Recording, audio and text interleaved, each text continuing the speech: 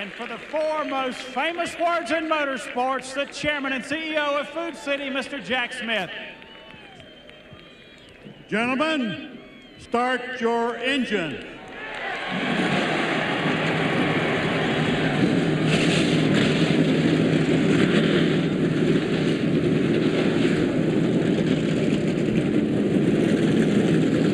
We're set to go racing at Bristol. Budweiser, official beer of NASCAR, proud sponsor of the Bud Pool Award, given to the fastest qualifier at each NASCAR Winston Cup race. Today's Bud Pool winner, Mark Martin.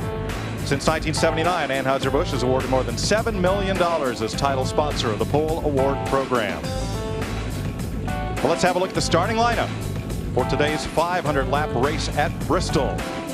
Mark Martin with his 40th career pole, a two-time winner here, and Sterling Marlin on the front row. First time since '99 here. Second row, Kevin Harvick, the rookie, who won in only his third career start. And Rusty Wallace, the defending champion and 9-time Bristol winner. Row 3, Todd Bodine and Bobby Hamilton, who had a great run at Darlington, top 10 finish, and continues to show strong. How about Kyle Petty putting his Dodge up there in 7th position, and Dave Blaney, who led 70 laps at Atlanta. Row 5, Daytona 500 runner-up Dale Earnhardt Jr. and Ken Schrader, runner-up here in 1994. Have a look back through the field. The rest of the qualifiers, all 3 Petty cars there in the top 20. And we talked yesterday and Friday about 21st position and how critical it is to be in that top 21 so you can pit here on that front straightaway. Yeah, if you're not over here on the front side where the flagman is, where the pace car comes out in the first turn, everything seems so disjointed to you. You never can seem to get into the flow of things, and plus you're dropped off last. The cars are already in the pits working over here when you finally get to your pit on the back straightaway. There's the cutoff, Jerry Nadeau from Buckshot Jones on back. Those cars are pitted on the backstretch. Larry McReynolds, how big a disadvantage? Well, it is. We've only had 2 races, one from the backstretch in about the last 20 years. I think Davey Allison won here like in 1990. Dale Earnhardt won here in 1998. You need long green runs at the end of the race to be able to win from that backstretch, though.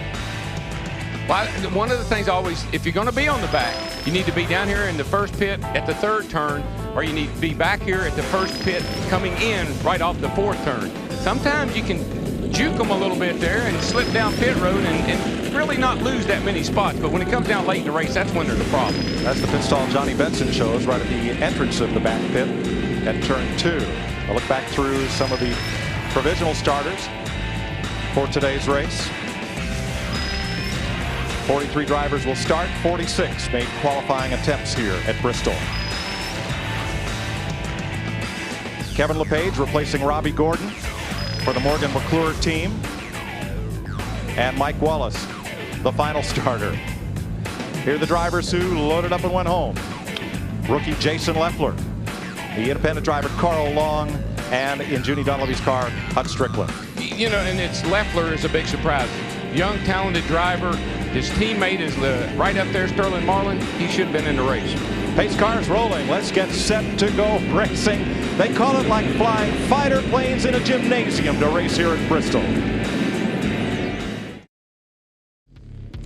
In time-lapse photography, you see how Bristol Speedway filled in this morning. As from all corners of the compass, they wound around the mountains and filled this 147,000 seat speedway. A stadium setting for motorsports, and today they'll race 500 laps. And the pit window here, Larry, 160 laps on a tank of gas. Well, it's pretty insignificant here. Very rarely do we go that far, and look like we're going green flag racing here for 500 laps. Buckle in tight, pull them belts, because it's going to happen about 16 seconds a lap. And all you're hoping for right now in this start is a good clean start. Don't get run into by someone behind you. And everybody wants to get to the inside. Big battle to get down. Green flag, and we're racing at Bristol.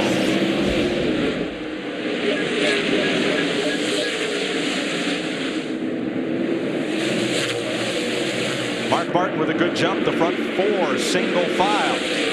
Harvick right behind him, Marlin, and Todd Bodine got 4th. Harvick got sideways off turn 2, but he knew he wanted to get to the bottom of that racetrack and jump in front of Sterling Marlin in the 40 car. Very sideways again, and basically that's the way that car was when he qualified it. Mark Martin has led the first 2 laps. We'll stand by for our silent lap 3.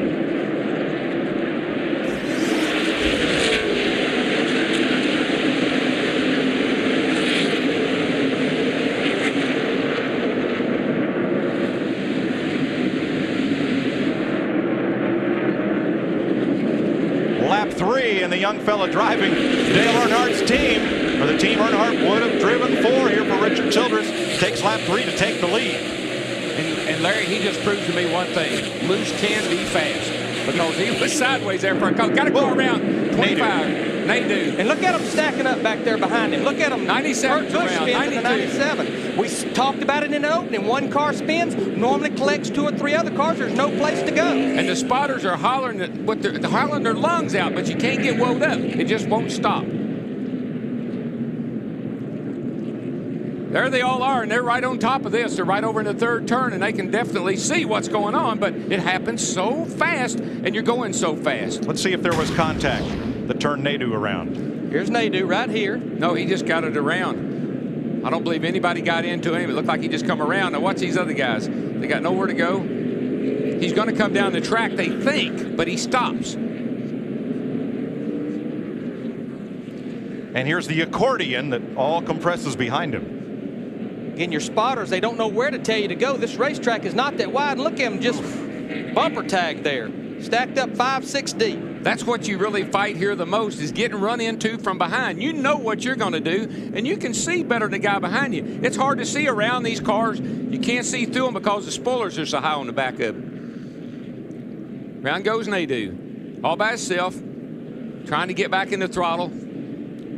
Slipped the back end out from under it. Not the way you want to start a 500 lap race here, I can tell you. From Johnny Benson's Valvoline cam. He sees it. Spotter saying, go low, go low, go low. And we have our first caution of the day at lap 4. Jerry Nadu goes behind the wall for repairs. We'll be right back. This is NASCAR on Fox.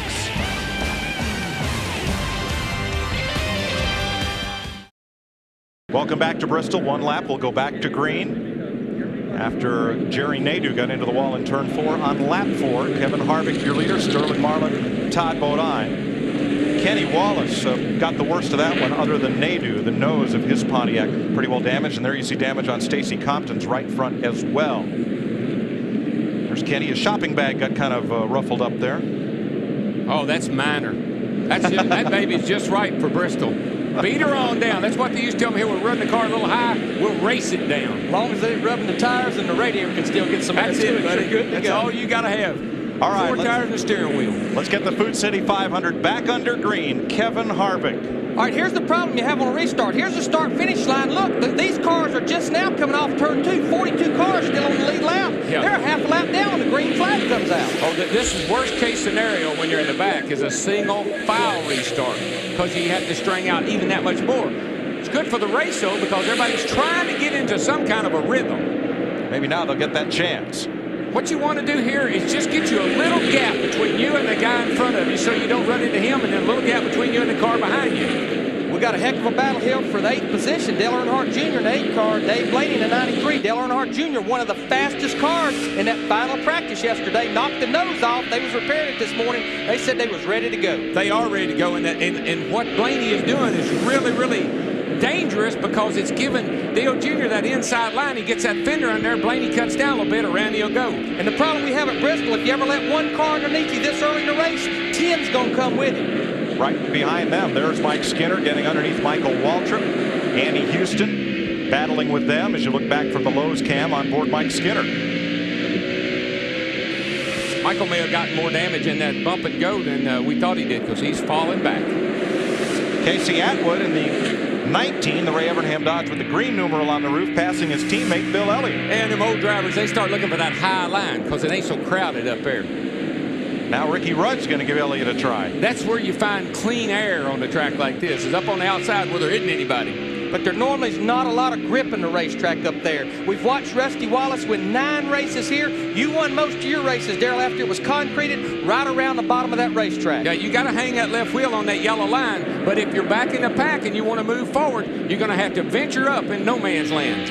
Let's ride with the Miller Light Cam on board Rusty Wallace. Todd Bodine, third place car just ahead. Watch Rusty go in there. Watch him stay. See Todd shove up. Rusty never gets off that yellow line. If they took that yellow line away, I don't know if he'd run good here or not. If you notice right here, going into turn 1, he backed off the throttle way before he ever got to the corner. Right here, though, he picks that throttle up. That's where you beat people, from the center of the corner off.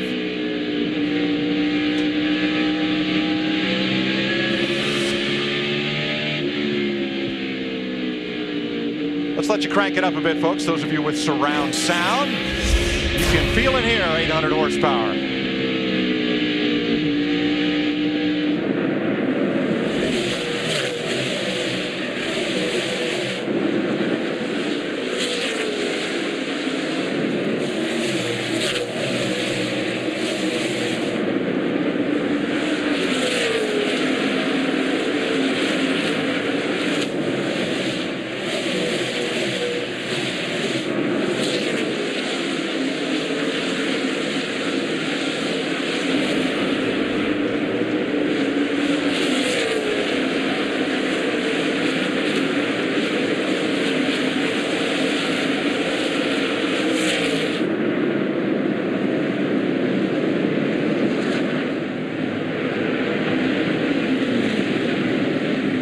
Jeremy Mayfield said of racing at Bristol, it's like riding around in a clothes dryer for 3.5 hours, and by the time you're done, somebody's lost a sock or two. Yeah, most time it's the chin. Jeff Gordon's on the move. Yeah, these guys here are having a real battle. Bill Elliott got up on the outside there, but he finally found his way down to the bottom. Ricky Rudd, Bobby Labonte, these cars are all running really well.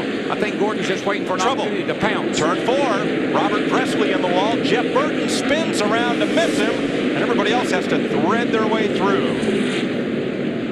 I think this is like the 5th race where Burton has had trouble on this early in the race. And Presley went around. I don't believe there was any contact. Yeah, the worst thing that can happen to you is you can see what's happening. Because you respond to it. Other people don't know what's happening. They run all over you.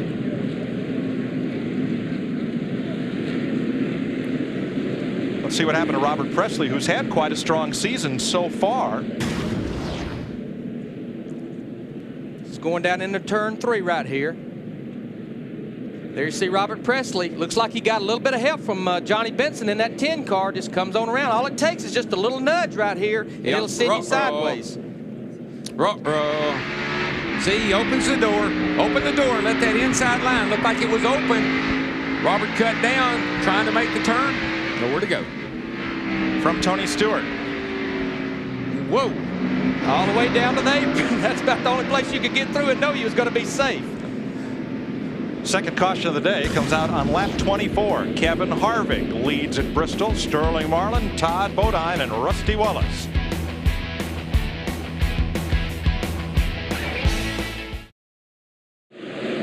Green flag waving, and Sterling Marlin gets sent up the racetrack after contact from Kenny Wallace. Kenny Wallace in the 27 car now. He's one lap down after trying to get his lap back. Got to the side of Sterling Marlin after they took the green.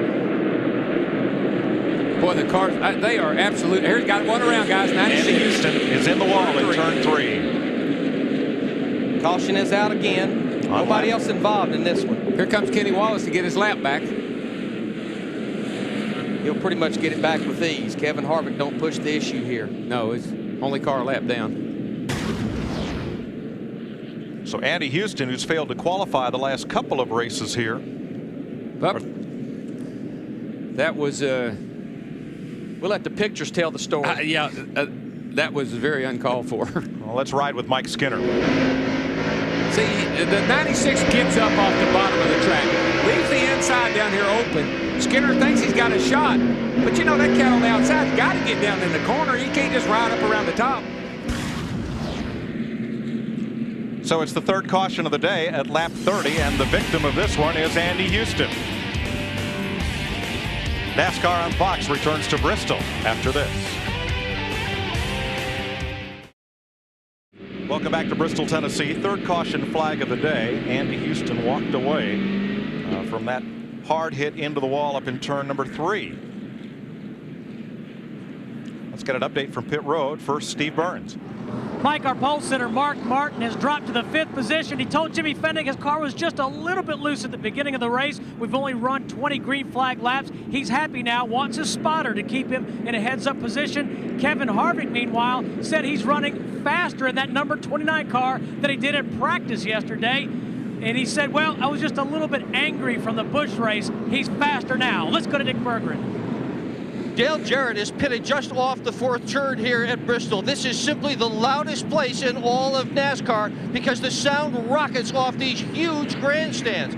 As a result, it's very hard for the crews to talk to the driver. Todd Parrott has come up with a unique new mouth system. He straps it right to his face, and as a result, he is able to communicate effectively with his driver. It is so clear. We've been listening to him. It's just as if he's sitting in his back lawn having a conversation. Ordinarily, these guys barely can hear their crew chief at all. There it is, right in his mouth. To Jeannie Zalatzko. Well, Dick, speaking of hearing problems, Frank Stoddard, the crew chief of the 99, having a hard time hearing Jeff Burton. Bad timing because Jeff took a little bit of a spin, so he came in for a pit stop. Just some body damage to the left rear, no problems there. Of course, the first time he came through, he took the right side tires, then had to make a second stop as well. That's the hazard of being on the back step, the back pit stop here. It's going to take him a little more time. So he's got 4 new tires out there. Not so much body damage, guys. Bill Elliott making an early stop here, and he gives up 11th place to do so.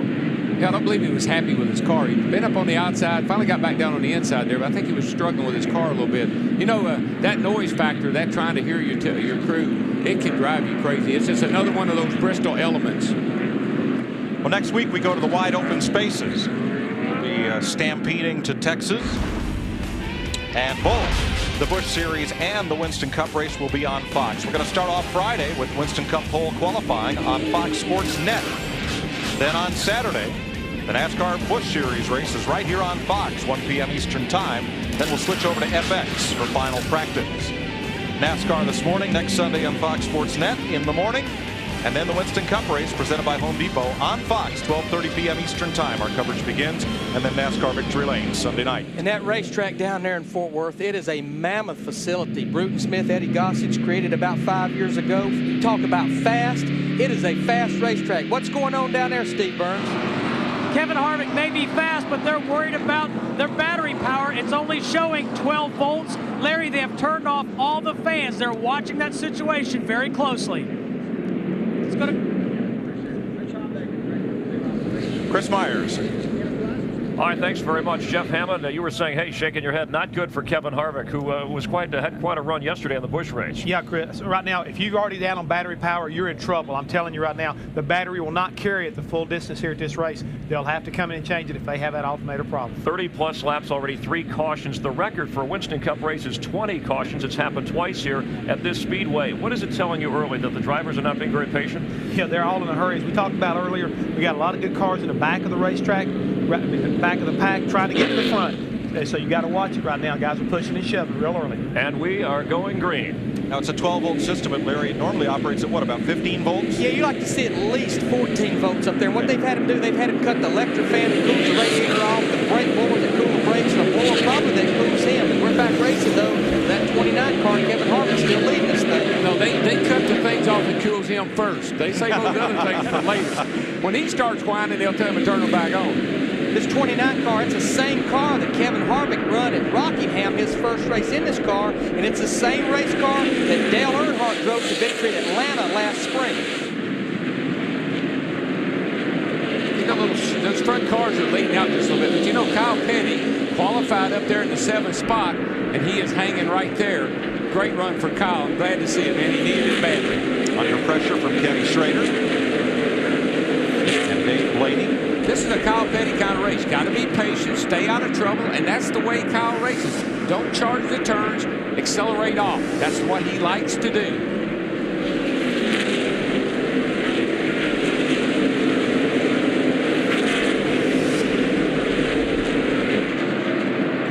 Bit of a 5-car breakaway here, and Rusty Wallace really harassing Todd Bodine. Well, if we can get a few green flag laps in here, say 10, 15, maybe even 20, you'll see a change in the running order, because some of those guys were set up you know, they're not pressing the issue. They're waiting for things to string out just a little bit.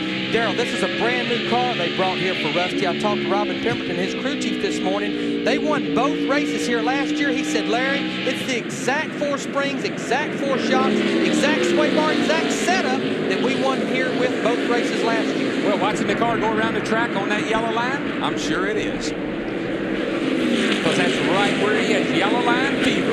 Trying to root Todd Bodine in the 66 car up for that 3rd position. Mark Martin in the 6 car following right behind. Mark wants to stay with Rusty if he can, because if Rusty opens that door, he wants to go through it with him.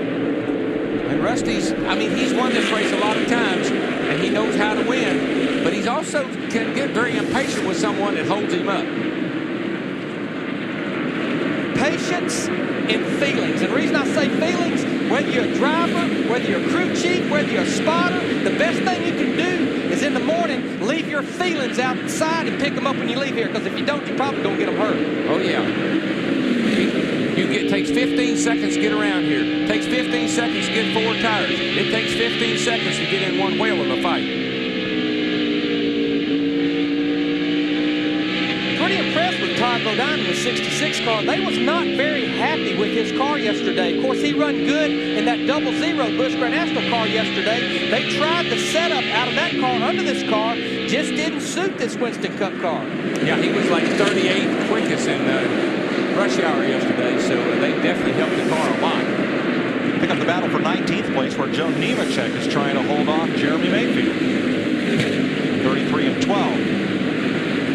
Joe gets up in that high line. Jeremy Mayfield gets the run underneath him down the front stretch here. Going to take the position. Here comes Benson in the 10 car. The 12 car's opening that door. Benson wants to go through it with him. Jeremy started 30th. Benson started 28th. They're both on the move. Jeannie? Well, guys, last year, Johnny Benson's crew chief, James Ince, asked Benson to drive only at 80%. He said, look, we'll give you 120% in the pit, so keep it at 80. And it paid dividends. Benson saving the lead lap, and in that late rally, he claimed 2nd place. But, of course, a little later on, and maybe, Daryl, you can agree with this, Johnny admitted, you know what, I didn't give 80. I gave about 90, but I still got the job done. I just most of the guys I know that didn't give it 80%, they was looking for a ride the next week. You got to give 110 all the time. I don't care what the crew chief says. That's how you win races. There goes Rusty around the 66 car. 66 was holding Rusty up. Rusty's ready to get up there and challenge for the lead. He's tired of riding back there. Let me tell you, a lot of these cars got a lot of tape on the grill again this weekend. I wouldn't be surprised to see some of them run a little hot in this tight traffic. The 28 car here at Ricky Rudd, Jeff Gordon in the 24. They got Casey Atwood at 19, hung on the outside, took about 6 cars and kicked Casey Atwood all the way back to 18th. Just 2 laps ago, he was running in 12th. And he's losing more positions. Now Mayfield with Nemechek and Benson in tow, getting underneath the rookie Atwood. Actually, Atwood's running pretty darn good to be up on the high side, and he got himself back down on the bottom there. So you got to play around with that high line. If you're back in the pack, you just cannot stay there. You got to work up on that high side and see if you can get something going. And when you're Atwood spotter, you're telling him, one more coming, one more coming. The greatest sound in the world is clear low, clear low. And the driver is screaming, find me a hole, find me a hole. And he said, there ain't one. Kevin Harvick leads by 0.6 of a second here at Bristol, his 5th Winston Cup start and the 2nd race that he has led. Sterling Marlin, their number 40, runs in 2nd. Rusty Wallace is 3rd. Todd Bodine and pole sitter Mark Martin. We'll be right back to Bristol on Fox. Kevin Harvick continues to lead at Bristol Motor Speedway, built in 1961 as a 22-degree banked racetrack. In 1969, they steepened it to 36 degrees, the steepest banked track in all NASCAR. As leader Kevin Harvick, number 29, gets into race traffic. Before they increased the banking, it took too long to run 500 laps here, so they banked her up a little bit more and said, now see how long it takes you to run 500 laps. The laps go by in the blink of an eye here. It's great to lead a race here, but here's the worst nightmare as the leaders. We've been racing now under green since the last caution for about 25 to 30 laps. Here's Jeff Gordon, the 24 car, taking the position of Dale Earnhardt Jr. That's a battle for 11th, but it takes so long to get by the lap cars here. Once you start catching them, it's like you're in them forever. Well, you got to be so cautious. The guy opens that bottom up and you start in there and then he turns down, like we've seen it happen already 2 or 3 times. And man, you clip him and you're leading the race and you're out of the race. You don't want that to happen. Tony Stewart will be past Mike Wallace. And you know, we've seen Tony Stewart really run well here at Bristol and dominated this race, but just hadn't got it going yet this year. They're racing back for 34th position. Remember, Tony Stewart was in the pits back on that second caution right around lap 23, so he has a little fresher tires, but track position's a lot more important than fresh tires here, Darrell. Yeah, he's trying to hang on to the lead lap, and he's only about 4 cars away from going a lap down. Yeah, and here's Bill Elliott getting a lap down already, so Bill's in big trouble. Bill Elliott getting a lap down, the 1988 winner here. And that's 7-car pack of leaders. There's Bobby Hamilton and Kyle Petty, who started 8th today, the highest qualified of the Petty cars, which 2 of which tested well and all 3 qualified well. They always right up there, but it is good to see Kyle running. He's running here in 6th position. This is a car they attempted to qualify at Rockingham. Of course, Kyle missing 2 races in a row after Daytona and Rockingham and Las Vegas. Here's a battle. Dale Earnhardt Jr. starting to slide backwards now. He lost the position to Jeff Gordon. Here he's going to lose position to Ricky Rudd. Bobby Labonte. 3 or 4 up right there. Hold your line. They got him held on the high side. Clear low. Back inside. Still there. He's got 2 with him. Still there. Still there inside. Up behind the 12. 12's next to you. Closing up. There inside. Still there.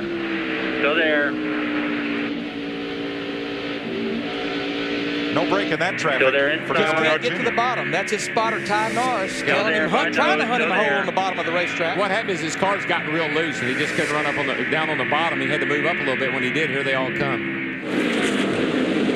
Several cars have gotten that way. They can't keep them on the bottom. They're so loose, and they're moving up the middle of the corner and getting past.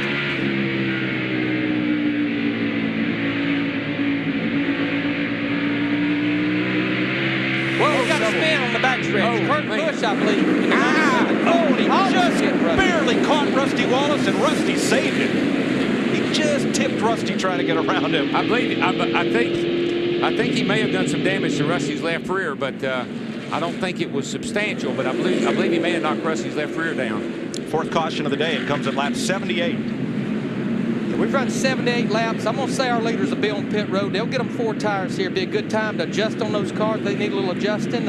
We've had quite a bit of caution laps. Rusty's car looks pretty clean right there. Boy, watch this car. It just starts spinning off this corner, and it goes down the back here. It gets around, hits the end of this wall, and man, it just shoots it right up there. And oh, I know Rusty Wallace had to be thanking his stars. He might have just ticked the left rear. He did clip him, but I can see smoke coming off of Rusty's car as he comes down pit lane. I think he cut that tire down.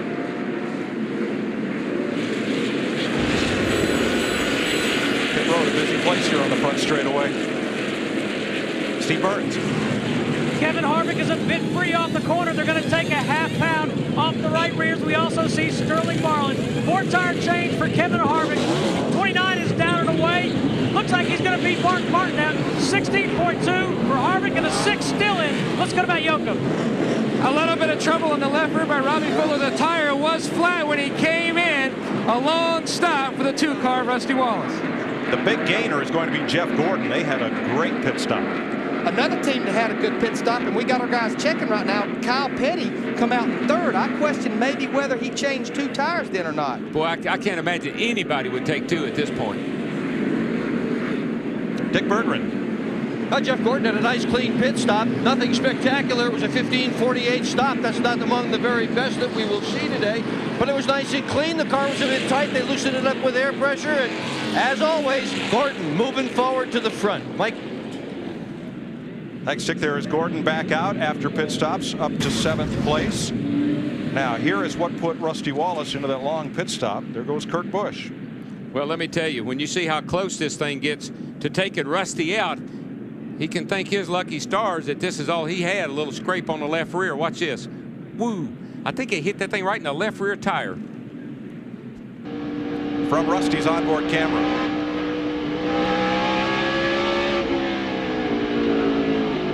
Oh, you hear it. That's no question. That's a hard hit.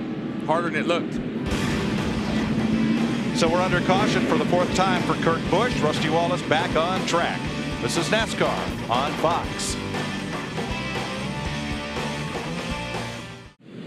Today's Pep Boys Trivia. What is the record for consecutive victories at one racetrack? I bet one of the fellows up here knows. In the modern era, I know. And it would be? It's 7. And who holds it?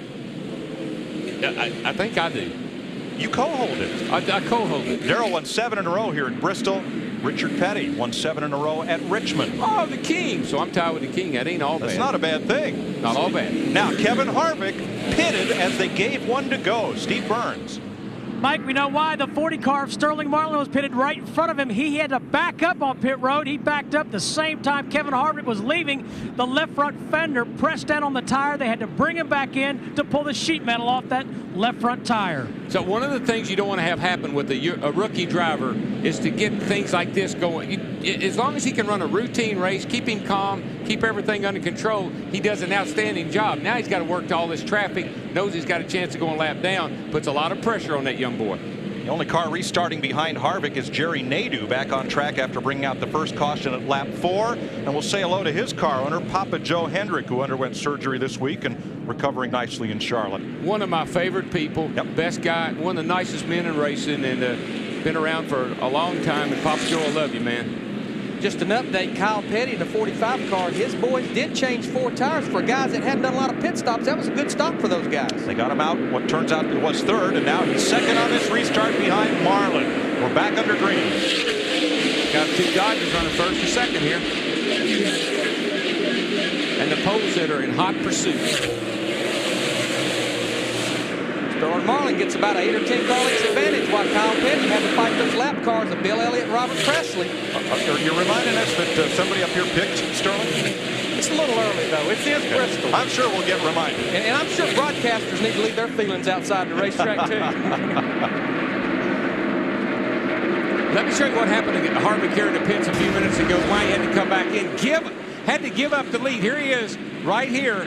Watch what happens. Just about the time Sterling backed up, he clipped him. Bad timing. The reason Sterling Marlin had to back up, Mark Martin pulled in his pits after Sterling, had him blocked in a little bit.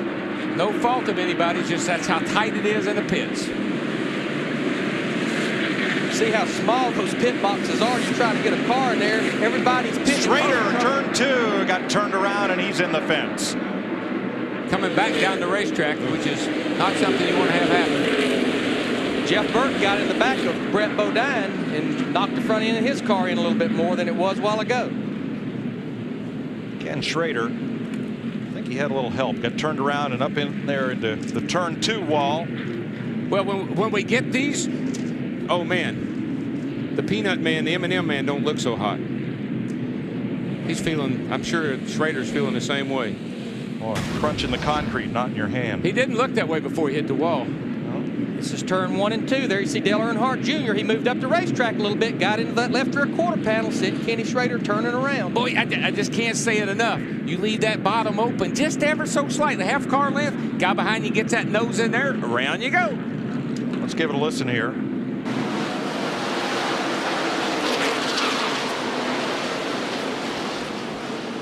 And from the Miller Lite Cam on board Rusty Wallace.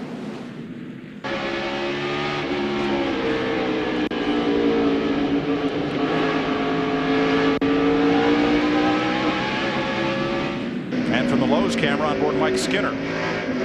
He's in trouble because he's already up high, and whoa, he had to get it to the bottom. Good thing nobody was there. You don't want to go up. You do not want to push up in the corner here, buddy. If you drive in a little too hard and the car slides a little with you, the car gets in under you, and it's just not very forgiving. Ken Schrader's car has gone to the garage where his team will try and effect repairs. We're under caution again at Bristol. We just went back to green a lap ago, and Sterling Marlin is streaked out with the lead. Sterling has led every race this year. He's done everything but win a race this year. Sterling Marlin, and now Mark Martin, because he led the beginning. He's the other driver that's led in every race. The other driver that led the first 5 races was Jeff Gordon in the 24 car, who has not led today yet. Let me tell you something I've been seeing pretty impressive. See that 5 car right there? He's up on the outside, and he's passed a lot of cars on the outside. First car I've seen that's been able to do that, and there he is all over Dale Jarrett. Dale took the line away from him, but watch Terry go up on the outside going down into turn 1 here. They're coming up on the lap car of Robert Presley. Got Dale Jarrett down on the inside. No, that's a 93 car down on the inside, Blaney. I think Jarrett may have moved up a little bit too. Yeah, he did. Yeah. Once they clear Presley, we'll see that battle pick back up again. And right in the midst of it is Jeremy Mayfield. Jeannie? Well, guys, it's bad enough you have to pit on the backstretch. It's like pedaling backwards uphill, but they're too close for comfort, as you guys have been alluding to. We watched the 99 car of Jeff Burton and the 27 car of Kenny Wallace almost get together. This past pit stop, Jeremy Mayfield and Michael Waltrip got a little too close. So the 12 crew made a visit to its neighbor and said, hey, let's work together. So the next pit stop, Mayfield has agreed that he will stop a little bit shorter than the signboard. Tell you, Rusty Wallace is back here behind Terry Labonte, but I'm really impressed with Terry. He passed about 5 cars and passed them all on the outside of the racetrack. He's another one of those guys you can't count out at Bristol. We've seen him at the end of the race be right up there fighting for a win. Johnny Benson underneath Ricky Craven, back trying to move up. There's Dave Blaney just ahead. Next week, the wide open spaces of Texas, and that's what it'll look like compared to here at Bristol, Tennessee. That's a high velocity racetrack. We'll be there Saturday and Sunday on Fox with the Busch and the Winston Cup Series. Dale Jarrett in the 88 car got a little nudge there, got pushed up high by Jeremy Mayfield. The 12 car, Rusty Wallace in the 2. You saw it bottom out. He was so low right there. He's going to get on the inside as well. Here comes Johnny Benson in the 10 car. Oh, they're going into turn 1. DJ gets back down in line. DJ go over in there a little hard so he could get down in front of Benson there. And that was a good move because he's getting ready to go way back if he didn't. Kevin Harvick slips underneath Dale Earnhardt Jr., and that will move him up to 26th place. He restarted 38th after that extra pit stop to pull the front fender off the left front tire. Yeah, Dale Jr. just doesn't have a very happy car right now. It won't stay on the bottom. It's loose, and he's really got his hands full with that baby. He's going to cut down in front of somebody here in a second. They're going to turn him around.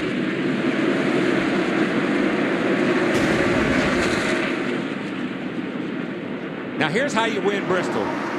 Somebody comes up on you, they're a little faster than you are, and you really don't want to race them. You just roll up out of the way, wave them by, say, go on, big old boy, I'll see you later. Well, we got a battle for the lead heating up here. Todd Bodine in that 66 car. He's all over the rear bumper of our leader, Sterling Marlin. Sterling had a pretty big lead there, but Todd has chased him down. And Todd's going to pass him, I do believe. 66 car, Darrell, that's a car they built last year for you to run strictly here and at Dover, Delaware. You drove that car about 4 times. Yeah, it's a good car. Qualified 11th here in this race last year, and Dale and some of us got together early in the race and kind of messed it up, but that's a good, fast race car for here. Joe Nemechek's been pushed behind the wall. There's his Andy Petrie Chevrolet. It is overheated. And up front, and here's John Andretti moving underneath Bobby Hamilton. Ward Burton trying to go with him. That's for 6th place. Boy, you see Bobby Hamilton. He wants to ease over and get down in front of Ward, but he knows he can. He eases it a little bit, but he sees Ward's not going to give him the line. He backs off and lets him go. You make a little fake move there, and if you see the guy back off and give you some room, he'll take it all down in there and knock you a swing up high. And Jeff Gordon runs in 4th after being 5th on that restart. He's past Kyle Petty. And you know how you win races here another way? You see anybody around him? Not a soul. That's where you want to be, all by yourself. Nobody in front of you, nobody behind you. In Lonely Town. Mark's car looks really good, guys. He's right around the bottom. Looks like he's just riding right now. He's not really narrowing the gap to the 2 leaders, though, and they're having quite a game of tag themselves. Quite honestly, I think he's happy right there. Let Todd go up there, race Sterling. I'm going to sit right here, kind of keep an eye on things. Nobody's forcing me, pressure me from behind. Kevin Harvick continues to move up. He's right there with Mike Skinner, his teammate. 25th and 6th. And I'm pretty sure Richard Childress is on that headset with Mike Skinner saying, look, if Kevin's faster than you, Mike, let him go by you. There's no use in you fighting each other right here. And Harvick said, hey, Skinner, are you listening to that radio?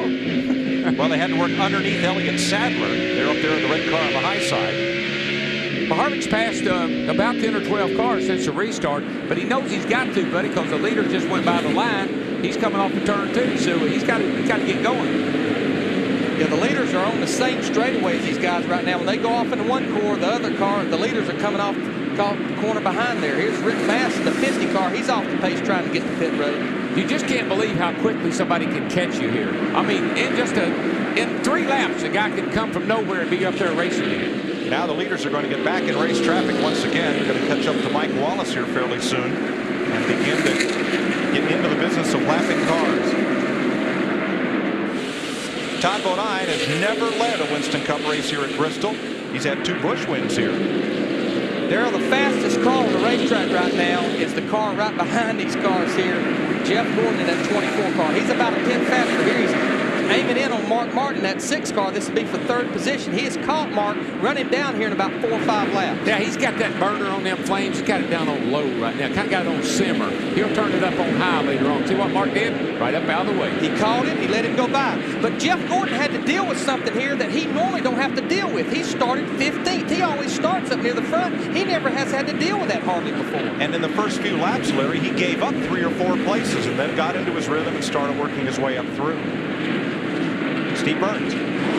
Sterling Marlin continues to lead this race, Mike. His teammate, 25-year-old Jason Leffler, did not qualify for the race, but he is here, sitting on top of the pit box in Sterling's pits, watching everything that's going on, listening to the team talk to each other, trying to learn some lessons to improve here in the Winston Cup Series. Let's go to Matt Yoakum. Steve, a perfect example of teamwork in the Petty Enterprises pits. John Andretti, the 43 car, has moved up to 5th. Kyle Petty was running 6th, but he's fallen back to 8th. His car a little loose. Andretti tested here, but it was only good on mid-range runs. Kyle Petty took Andretti's baseline and improved on it. Helped John Andretti, both these cars. Kyle Petty and John Andretti finished in the top 10 here back in 1999. Remember, Kyle Petty's last victory came on concrete. In Dover, though, 166 races ago back in 1995. Maybe he can break out today. And we'll visit the 1-mile concrete paved Dover Downs International Speedway a little later this spring. Meanwhile, back at the range, Sterling is pulled off and left the 66 just a little bit. I saw the 66 really start pushing off turn 2 over there. Couldn't stay in the throttle when Sterling started to open up the lead on just a little bit again. I think he got some of that arrow push. Here comes old Jeffy Gordon. He's closing down on the lead, folks. We're going to be right back. I love this place, Darrell. Here, opening up a lead means, about 0.3 of a second. We'll be right back to Bristol on Fox after this. Welcome back to Bristol, where Sterling Marlin leads Todd Bodine and Jeff Gordon into lapped traffic. 134 laps complete. Look at this place. It's like racing inside your cereal bowl. No, Mike, this place, I just figured out what it is. It's a big old conveyor belt. It's a pretty fast one. No wonder before we had electronic scoring, nobody knew where anybody was running and they had scoring problems. I just get in you get in the right place on the conveyor belt and you just never go backwards. You just keep going up. Darrell Walter, 12-time winner here at Bristol Motor Speedway. And I wish I was out there today. You know, there's more races on Broadcast Network TV than ever before, and we're glad of that. But coming up a little later on in May and June, we'll have 3 Winston Cup races on our sister station, FX. A lot of fans have been calling and writing to FX because they can't see all the races because their cable system doesn't carry FX. The folks at FX understand their frustration and are working hard to change that, and you can help by calling the number on your screen, 1-800-FX-FX-FX-1. That'll get you through to your local cable company. Tell them you want your NASCAR, you want your FX, and I promise you it works. The folks here in the local Bristol area have Comcast cable. They were scheduled to get FX later in the season, and they advanced it to this weekend so they could see the Busch race yesterday. So it does work. Call 1-800-FX-FX-FX-1 and tell them you want your NASCAR.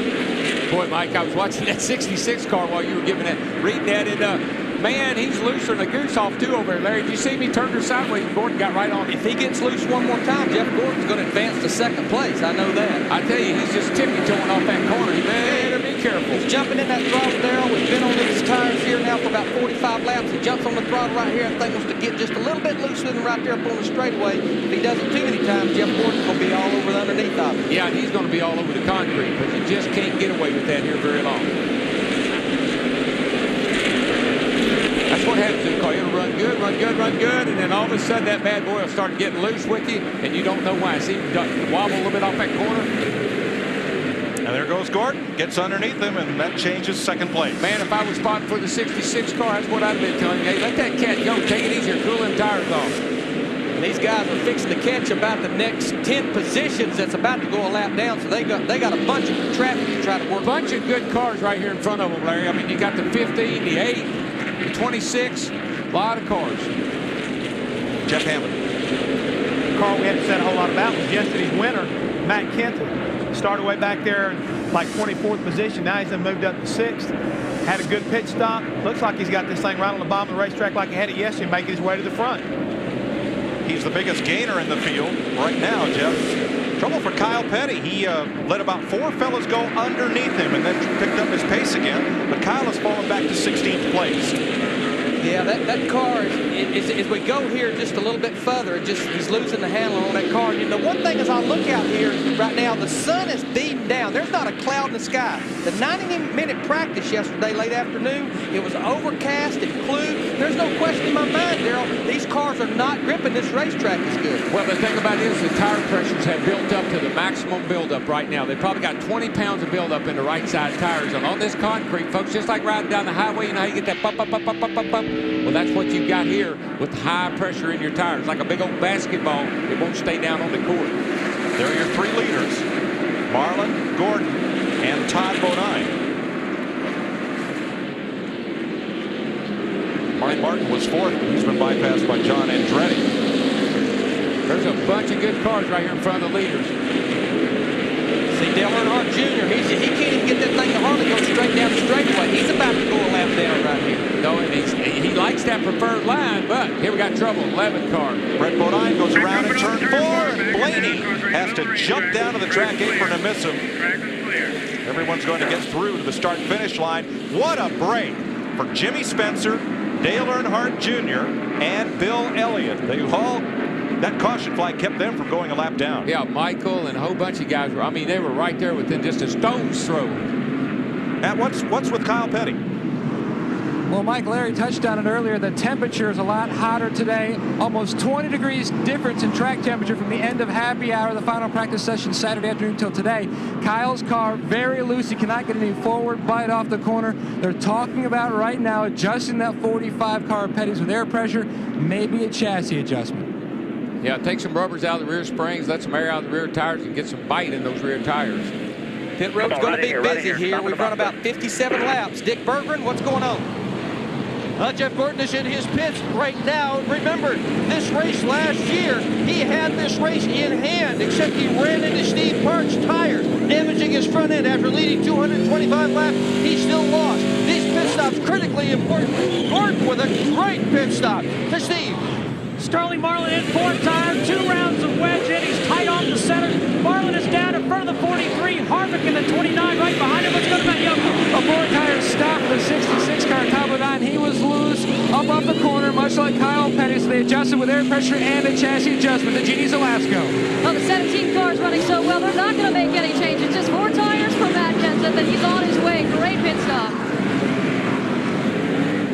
Who else had a great pit stop was John Andretti. He came in 4th and came out right side by side with Jeff Gordon. But what's happened to him is Kenny Schrader occupied the pits in front of him. Schrader is out of the race. You don't want to see anybody have a problem, but if somebody has to have a problem, the guy in front of you can certainly be an advantage. See if we can figure out what happened here with the car spinning out. I believe the old tide ride got into the back of the 11 car and turned him around. Looked like Ricky Craven drove down in there a little harder than Brett did. Got into the back of him and turned him around. It's the 6th caution of the day. In case you're wondering, 20 is the record. We've had 20 caution flags twice here in Bristol. 152 of 500 laps are complete. We'll be back to Bristol Motor Speedway on Fox after this. Welcome back to Bristol. It just waved the green flag to restart after the 6th caution flag of the day. Todd Bodine inside of Jeff Gordon, fighting for 3rd spot. Lap car just ahead, though. Boy, he jumped all over Jeff coming off turn 2 over there. He got that baby tightened up, and she will go when he nails her. Third place battle. Marlin and Andretti out front. For more on Jeff Gordon, here's Dick. Well, just a moment ago, Jeff Gordon called on the radio to congratulate his crew on yet another terrific stop. Once he finished telling them what a good job they were doing, they asked him, how's the car? There was this little pause, and he simply used the word awesome. Oh boy, Gordon's got a strong car. He's at Bristol. Look out for that 24. You can go around the outside like that and hang in there the way he is right now, and it looks like he's going to clear the 66 car. You do have an awesome car. How about Ricky Rudd, the 28 car here? Started 14th. He's moved up to 5th. Ricky been running at the end of 20 consecutive races. He's been there every week, 6th in the points. Just a matter of time for these guys. Here's a battle for the lead. John Andretti pulls to the inside. Sterling Marlin going down in turn 3. Wants that lead. Two Dodges fighting for the front spot, and Andretti, well, had it for an instant. Marlin at the stripe, though. Well, I like what I'm seeing, though. You can run outside. You can run side by side, run outside. I hadn't seen that for a long time here, guys. Sterling's car is pretty tough on the outside, Darrell. He'll probably give it up. I would if I was him. Fall in behind John Foswell, because Sterling's had the dominant car. What happened, John Andretti got a good bite on turn 2 on the low side.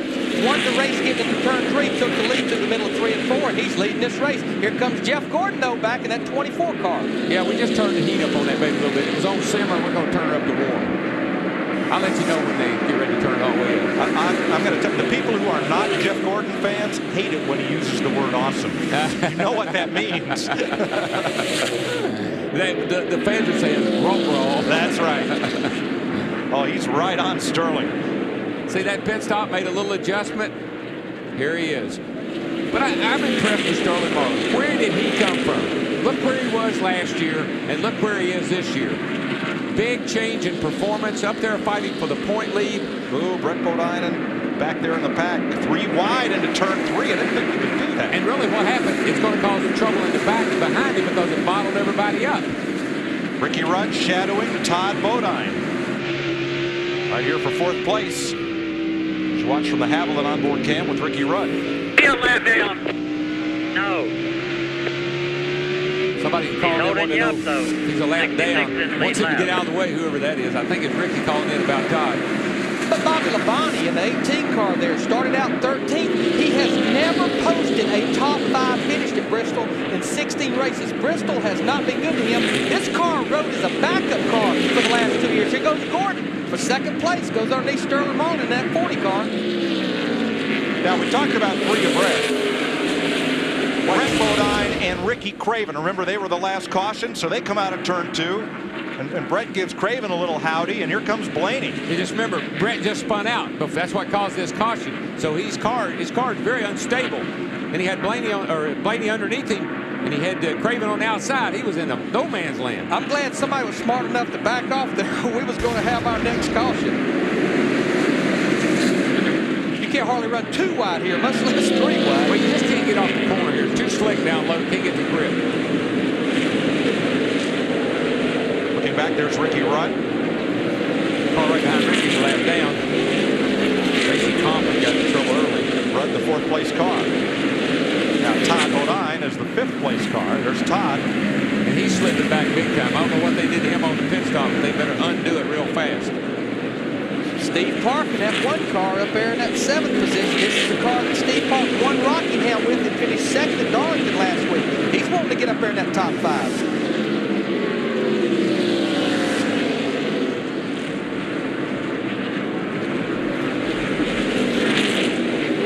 Got some pretty good racing going on all around the racetrack right now. Man.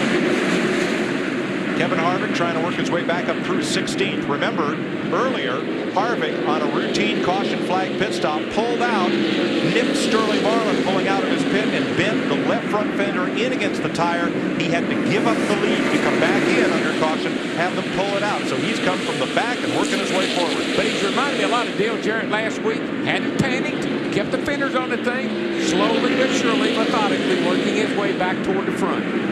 Well, he's got a rear bumper full of Jeremy Mayfield right now, the 12 car. Jeremy all over the rear bumper, especially getting in the corner right here. How about John Andretti? It's the first time he's ever led at Bristol. This is his 13th start here. Came here and tested, and that paid off big time for all 3 Petty cars.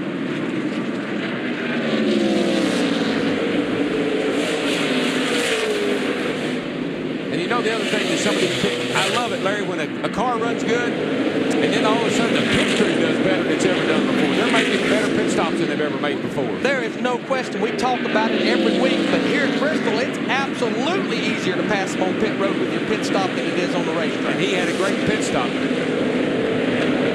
Larry, you talk about pit stops off early in the day to be talking about it. Mark Martin had a bad pit stop, and Matt Kensler didn't have a very good pit stop, but the back straightaway come into play, and both those cars have been up there close to the front and find themselves way on back. I guess we've been watching Todd, and man, I don't know what they did to him on the pit stop, but he's holding all these cars here behind him up right now. He just can't get off the corner anything like he could earlier. It may be low air pressure, it may come back, but if it does, it's going to take way too long. See him push up, he just got up out of the way and said, "You guys go on, I got trouble." Ward Burton goes past, and now Dale Jarrett comes up on Park. As John Andretti leads at 178 laps, the first time he's ever led at Bristol Motor Speedway. We'll be right back. This is NASCAR on Fox.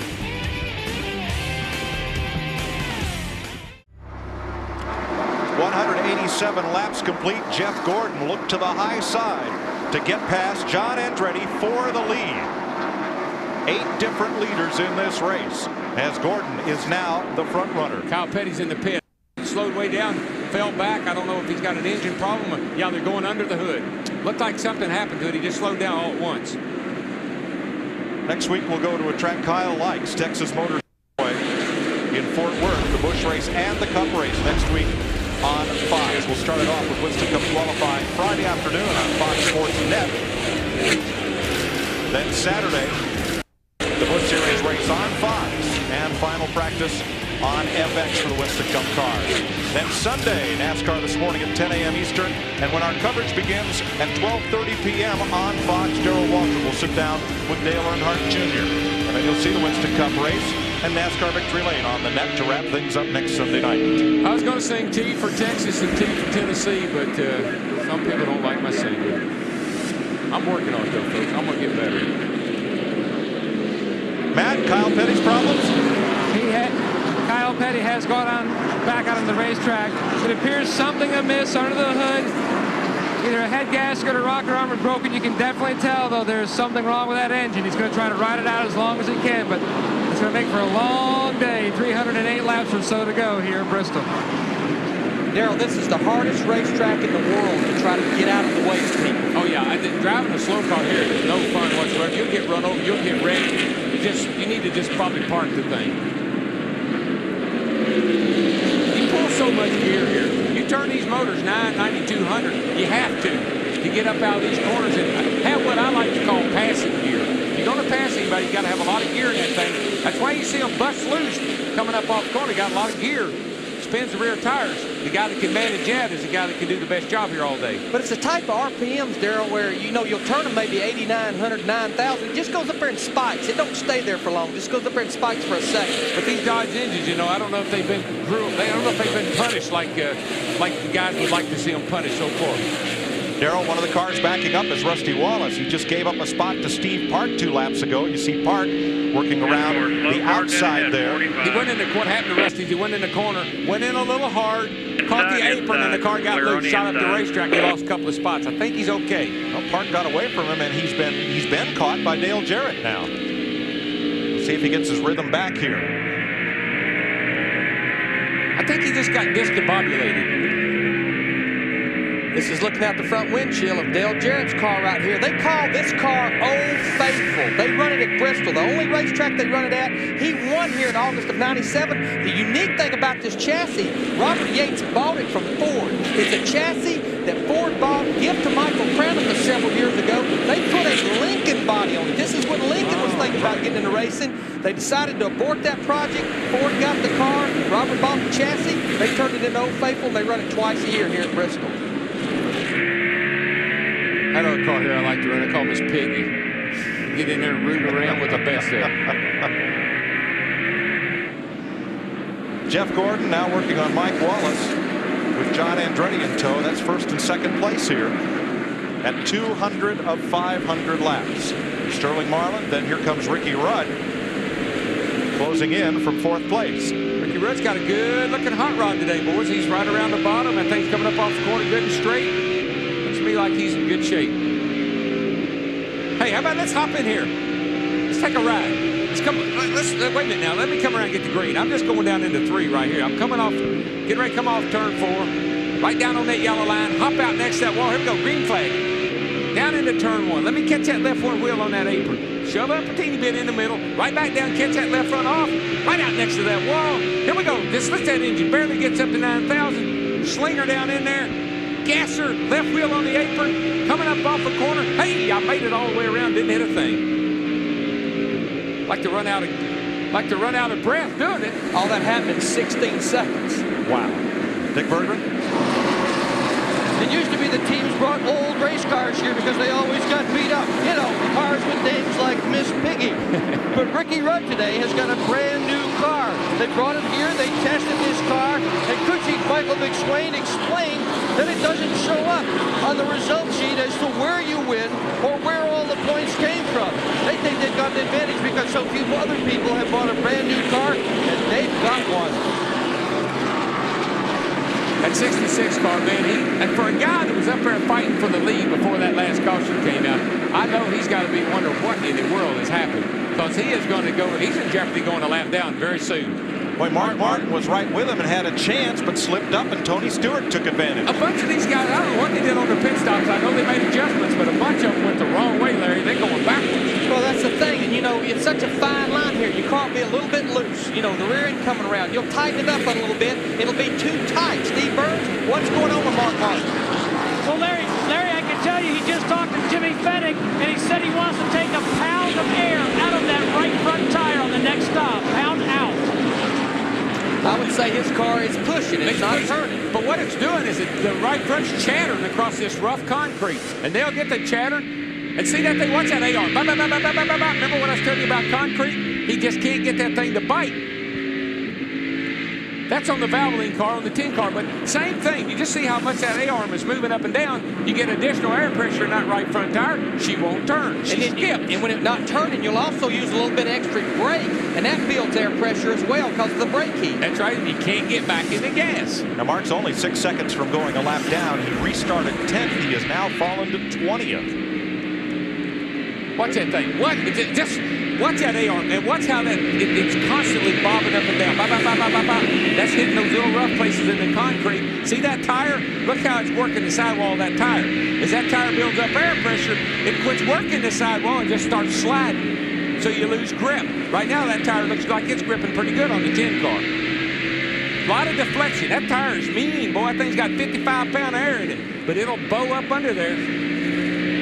If you were to walk this racetrack or drive around it with a street car, it'd appear smooth, but not at these speeds. You know, we talked a lot about shock travel. This is the shock right here that's going up and down, and how we monitor how much that shock travel is. You see that little bitty indicator right there. After a practice, we'll measure that, and that tells us how much shock travel. There's the little thing right there. After he goes out and runs, we'll see how much that thing travels. See how much it travels down in the corner, and then comes apart on the straightaway? You'll get as much as about 2.5 inches of shock travel on the right front here down in the corner. And as it goes up, that's a rebound. As it goes down, that's compression. Jeff Gordon has now opened up 0.3 of a second on John Andretti. That's a big lead here in Bristol. Sterling Marlin, Ricky Rudd, and Steve Park are the top 5. We'll be right back to Bristol with more NASCAR on Fox. Welcome back to the Food City 500 on Fox. We're closing in on halfway. 223 of 500 laps complete. Jeff Gordon now has been caught once again in traffic by John Andretti and Sterling Marlin. Now Kevin Harvick, remember, restarted way at the back of the field, has climbed his way back up to 15th place in that number 29. Steve Burns has more. Mike, Richard Childress asked Kevin Harvick a while back to check the voltage meter, asked him when it read. He said, to be honest with you, I forgot to look. So far, everything's fine on that 29 car for Kevin Harvick. Let's look at Richard Childress, who owns the Kevin Harvick and Mike Skinner teams. I really don't think that that's a big problem, 12 volts. Like I say, you cut off a couple of those big fans in there, mainly to the driver, and should make it just fine. Terry Labonte scoots past. Boy, Labonte's had a great day, but he's had to come from the back several times. He's climbed back up now to 15th position. I like Terry Labonte's car, and I know how hard, and that man is driving at about 80% right now. He wants to get to the finish. Bet you he's in the hunt before it's over with. Well, he's picked up 8 positions since the last restart. Dave Blaney getting overlapped, and the leader's catching up to Mike Skinner. You know, we're almost halfway, though. Mike Skinner, he's in 29th position. We got 29 cars still on the lead lap, just about 22 laps shy of halfway. That's pretty unusual for Bristol to have that many cars on the lead lap that near halfway. But there's about 10 that are sitting here just waiting to go a lap down if we don't get one of those cautions, because, man, the leaders are just not too far behind several of these cars. 44, 15 to 31's right there. And it's not all that far up here to Mark Martin.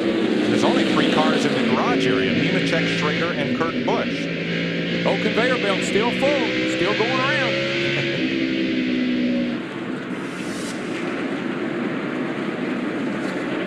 Ricky Rudd, that 28 car, he's zooming in on Sterling Marlin in that 40 car going off into turn 3 right there. He just keeps working his way a little bit closer to the front. You know what I like about sitting up here? It's easy.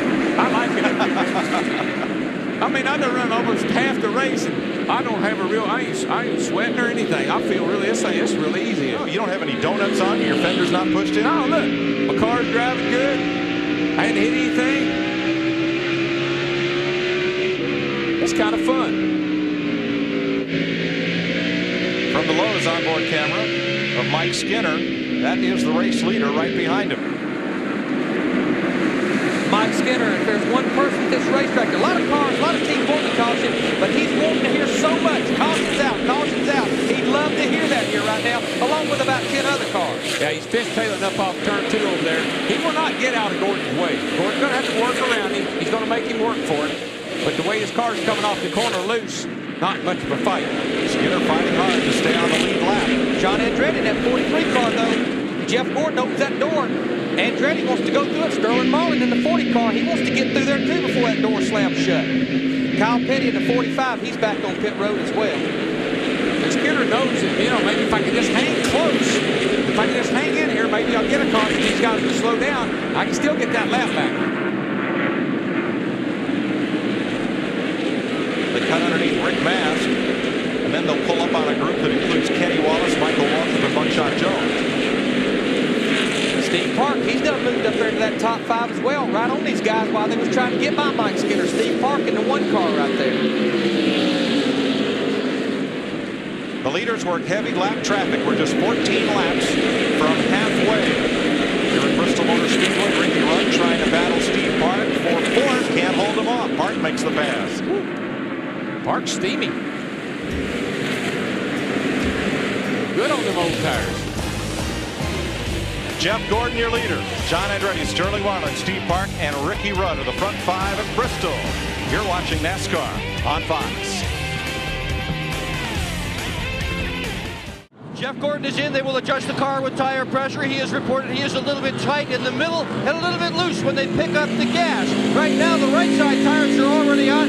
Boom! They are basically done to that. Archie Kennedy drops the jack on John Andretti's 43 car. 4 tires, no adjustments for the 2nd straight stop for John Andretti. He was pretty happy with the car. It's just with the 24 with a tick back. Matt Sterling Marlin came in, they changed 4 tires.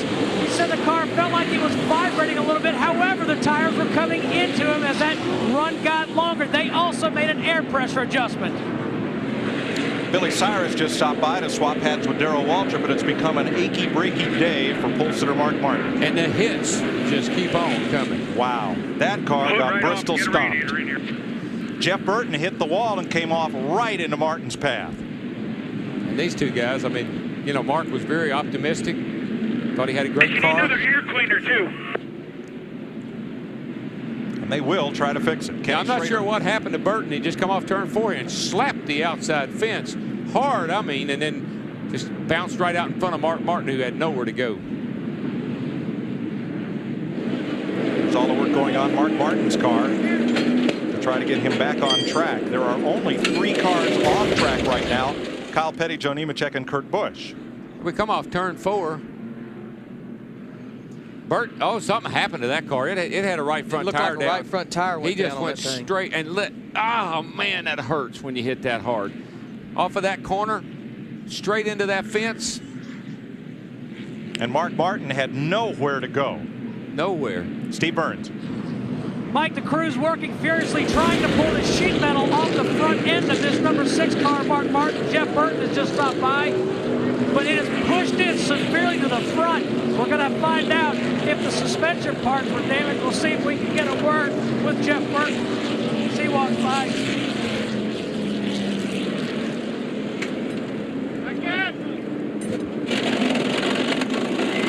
Heavy damage. We'll show you what happened in the pits just a few moments ago during those caution flag pit stops. This is Mike Skinner. Whoa. That was Mike Wallace in the 7 car, hit the front tire carrier for Mike Skinner's crew. These pits are so tight. Yeah, when you come around the front, I've done that. I did it one time here. That's the only guy I ever hit. Come around with that tire, swing that tire right out into the car coming into the pit in front of you. But he was okay. He got back up. All he was worried about is getting that tire to the right front. Let's go back to Steve with Jeff Burton. Thanks, Mike. Jeff, saw you talk to Mark. What happened? Well, we were really tight, and we must have hurt right front, and the right front failed, and hit off of 4, about as hard as you can hit, and you know, took two of us out in one shot. You know, just a shame. We didn't have a great car, but we had a pretty good car. Just being on the back straightaway really hurt us, and just been this way this year. But if anybody believes this team isn't going to fight and come back and kick some ass, they're wrong, because this is a great race team. Jeff, what'd you say to Mark? Well, I just told him I was sorry. You know, I mean, certainly he knows there's nothing I can do, but it's just it's bad when you wreck, but it's even worse when one of your teammates gets with you, and that's the way our year's gone. Thanks. Jeff Burton, championship contender all last season. This year, his best finish, a lowly 18th. Tough year. We are under caution for the 7th time here at Bristol, Tennessee. We'll be right back with you here on Fox. This is Mike Skinner pulling into the backstretch pits right here. Kevin Gaber, his front tire changer, going around with the front tire. Mike Wallace pulls in, hits Kevin. Kevin, this is Larry McReynolds with Fox. Hey, you first and foremost, are you okay? Yeah, 10-4, Larry. It's Bristol. It's tight. Yeah. Now, I've never seen you carry the tire that high up in the air. Is that something that you was just doing for a situation, or I know you never saw the car coming? Well, I know it's tight here, so I kind of checked up, tried to pull the tire up a little bit, but yeah, it's just too close. Well, the main thing, you're okay, buddy. Y'all go get them. All right, we're back racing now. Jeff Gordon got away on the restart. John Andretti now clears his lapped teammate, Buckshot Jones. Then it's Steve Parks, Sterling Marlin, Ricky Rutt, Dale Jarrett, Bobby Labonte. This is tense time right here on these restarts. Got slow cars down the inside, fast cars up on the outside. Some cars are tight, some cars are loose, pushing up, sliding down. This is Bristol at its finest right here, folks. And everybody on new tires. Everybody quick for a while. Some of those changes that some of these guys made earlier, I bet they undone. Maybe we'll see some of these guys get back up toward the front that were up there earlier.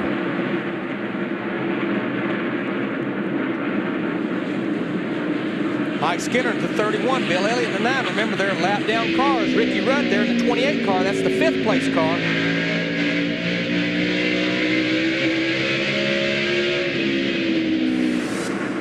We still just got this old 24 car. We just still got it on medium right now. We ain't turned it all the way up. You know, you would ask, why would lap down cars race these guys so hard? Well, one, you'd like to be able to get your lap back, but when you get this many cars a lap down, it could be the difference in 10 positions at the end of the race, finishing in front of a car that's a lap down with you. They just keep fishing, hoping that you can get in line somewhere, get into a rhythm, that you stay with the flow, because as we said, you get pushed up, buddy, you're in trouble. Last car on the lead lap is Michael Waltrip. You watch from his Napa onboard camera. There's right now a lane and a half. Cars can get up on the outside. They just need about another half a lane, and you can really pass a lot of cars. Terry Labonte continues to pass cars on the high side, but every now and then he gets up too high, gets in the loose stuff, can't hold it. Jeff Gordon out in front. Now remember, he started back in 15th position, and it is very rare at Bristol that a driver who starts out in the top 10 ends up in victory lane. Gordon trying to do just that today. Burton Andretti, and there's the gap back to third place, Steve Park. That caution that time really saved a bunch of guys, kept them in this race, kept them going a lap down. But the way Gordon's running, of course, he's being pushed pretty good by John Andretti, so he can't just sit out there and cruise. He's got to keep the pace up.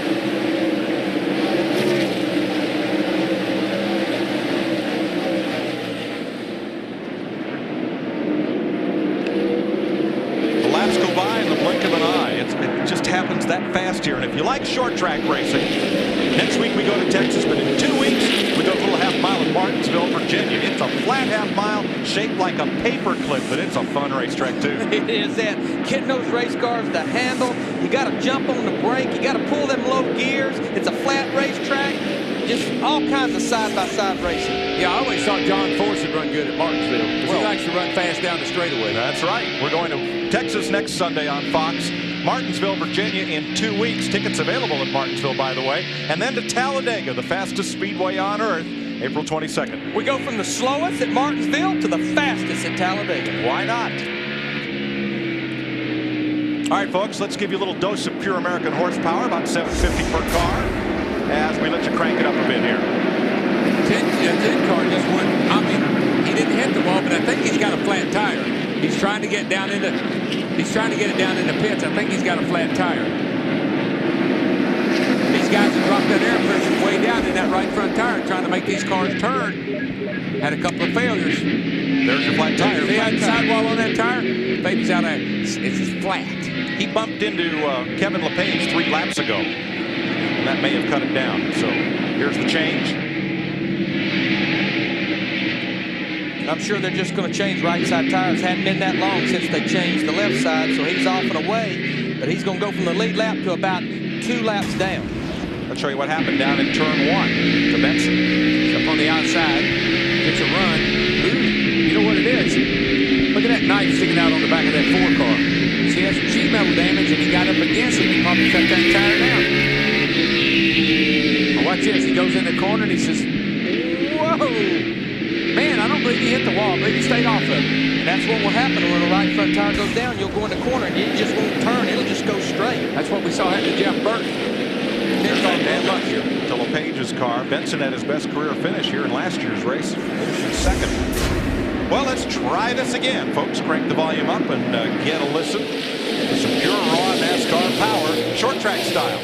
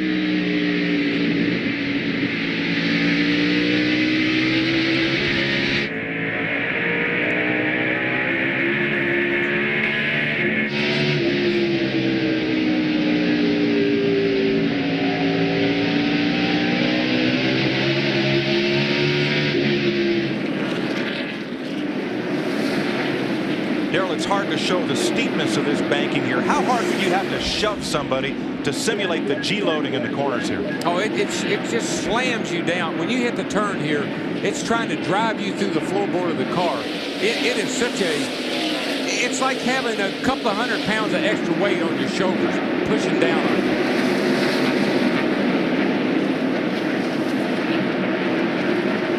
Dale Earnhardt Jr. working hard on Kenny Wallace. He's working hard on him as those leaders is about 5 cars behind them, going to be putting them a lap down. See, what happened was the 8 car let the 27 go. He got by him. Then they started hollering that the leaders were coming. Now he's got to pick it back up, trying to get back around. There they are, Jeff Gordon in the 24, John Andretti all over the rear bumper in second place in that 43 car. These guys trying to race each other, but trying to stay on the lead lap here with just a little over 200 laps to go.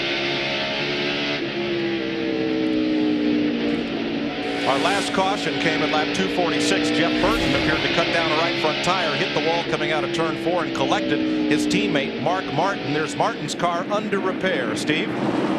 Mike, the biggest problem for Mark Martin is they have nothing to attach the radiator to. Crew Chief Jimmy Fennig is welding. They're also grinding paint off the frame rail. They have to make a support bracket just to have something to hold the radiator for this engine of Mark Martin's number 6. He can do nothing but sit in the race car. The thing you got to do at Bristol after a wreck like that, one, you got to make sure all the 4 wheels is pointed in the right direction. You got to make sure you got to have a radiator. The only seat mount you need is the door and the roof. Just something to go around the driver. And the driver doesn't want to go back out there. He knows his car is torn up. He knows he can't run fast. He knows he's going to be in the way. But got to look at the big picture. A couple of spots, wreck a lot of cars here. You get back out there, might gain 4 or 5 spots. That could be the difference in the point standings at the end of the year. Mike Wallace trying to keep from losing a second lap here, not giving Jeff Gordon a whole lot of room. We got a battle for second right here. Steve Park, he's caught John Andretti, goes by him here in turn 1 and 2, takes over the second spot. These guys are driving smart, these front guys are. You see how John just slid up the hill, let Park go back, falls right back in behind him. No harm, everybody continues on. All that a consequence of trying to lap past Mike Wallace, and now Park sets off after race leader Jeff Gordon. But we do have a minimum speed, don't forget, for these wrecked cars. 287 laps complete out of the 500 they'll run today at Bristol. This is NASCAR on Fox. Welcome back to the biggest cereal bowl in the country. Bristol Motor Speedway stadium-style racing as Steve Park takes the lead from Jeff Gordon.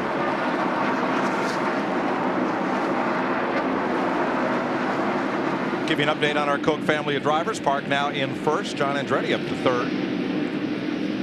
Ricky Ruddale, Jared Bobby Labonte. On back through Kyle Petty, whose car is behind the wall. For more on our new race leader, here's Dick. Steve Park's setup is for long runs. Last night in happy hour, they ran 137 laps on 1 set of tires and saw just 0.4 of a second drop off. Now we saw this last week at Darlington too. The longer that number 1 car ran, the better it ran in comparison with everybody else. But what we saw at Darlington last week was that when they fired 4 new tires on it at the very end of the race, Dale Jarrett's car was faster, and they are well aware of that. So they know they're good on long runs, and the hope is that if this comes down to a 5, 10, 15 lap shootout, they can make it good for a short run too. Mike? Boy, since the middle of that season, that's been one of 2 contenders, Sterling Marlin the other, for most improved team. And Darrell, I want to try to explain this to the fans out there. Long runs, short runs. What do they mean? You know, how do you have a difference there? It could be that Steve Park and them are running maybe a little lower air pressure in the tires. It takes a little longer for the tires to go in. Another thing sometimes that makes a car good on a long run is a higher gear ratio. It don't buzz those rear tires late in the run. But you've seen that. I know for a lot of times you'd have a car be good for short runs, or a car be good for long runs. Well, I believe when you got a car that's good on the long run, the tire guy can make the difference. You know it's good on the long run. Can you do something for me if we get one of those late cautions, like add a little extra air to my tires? But what's always made my car good on the longer runs is my shock combination. What will keep you saw how that A-frame's bouncing up and down all the time. You take control of that.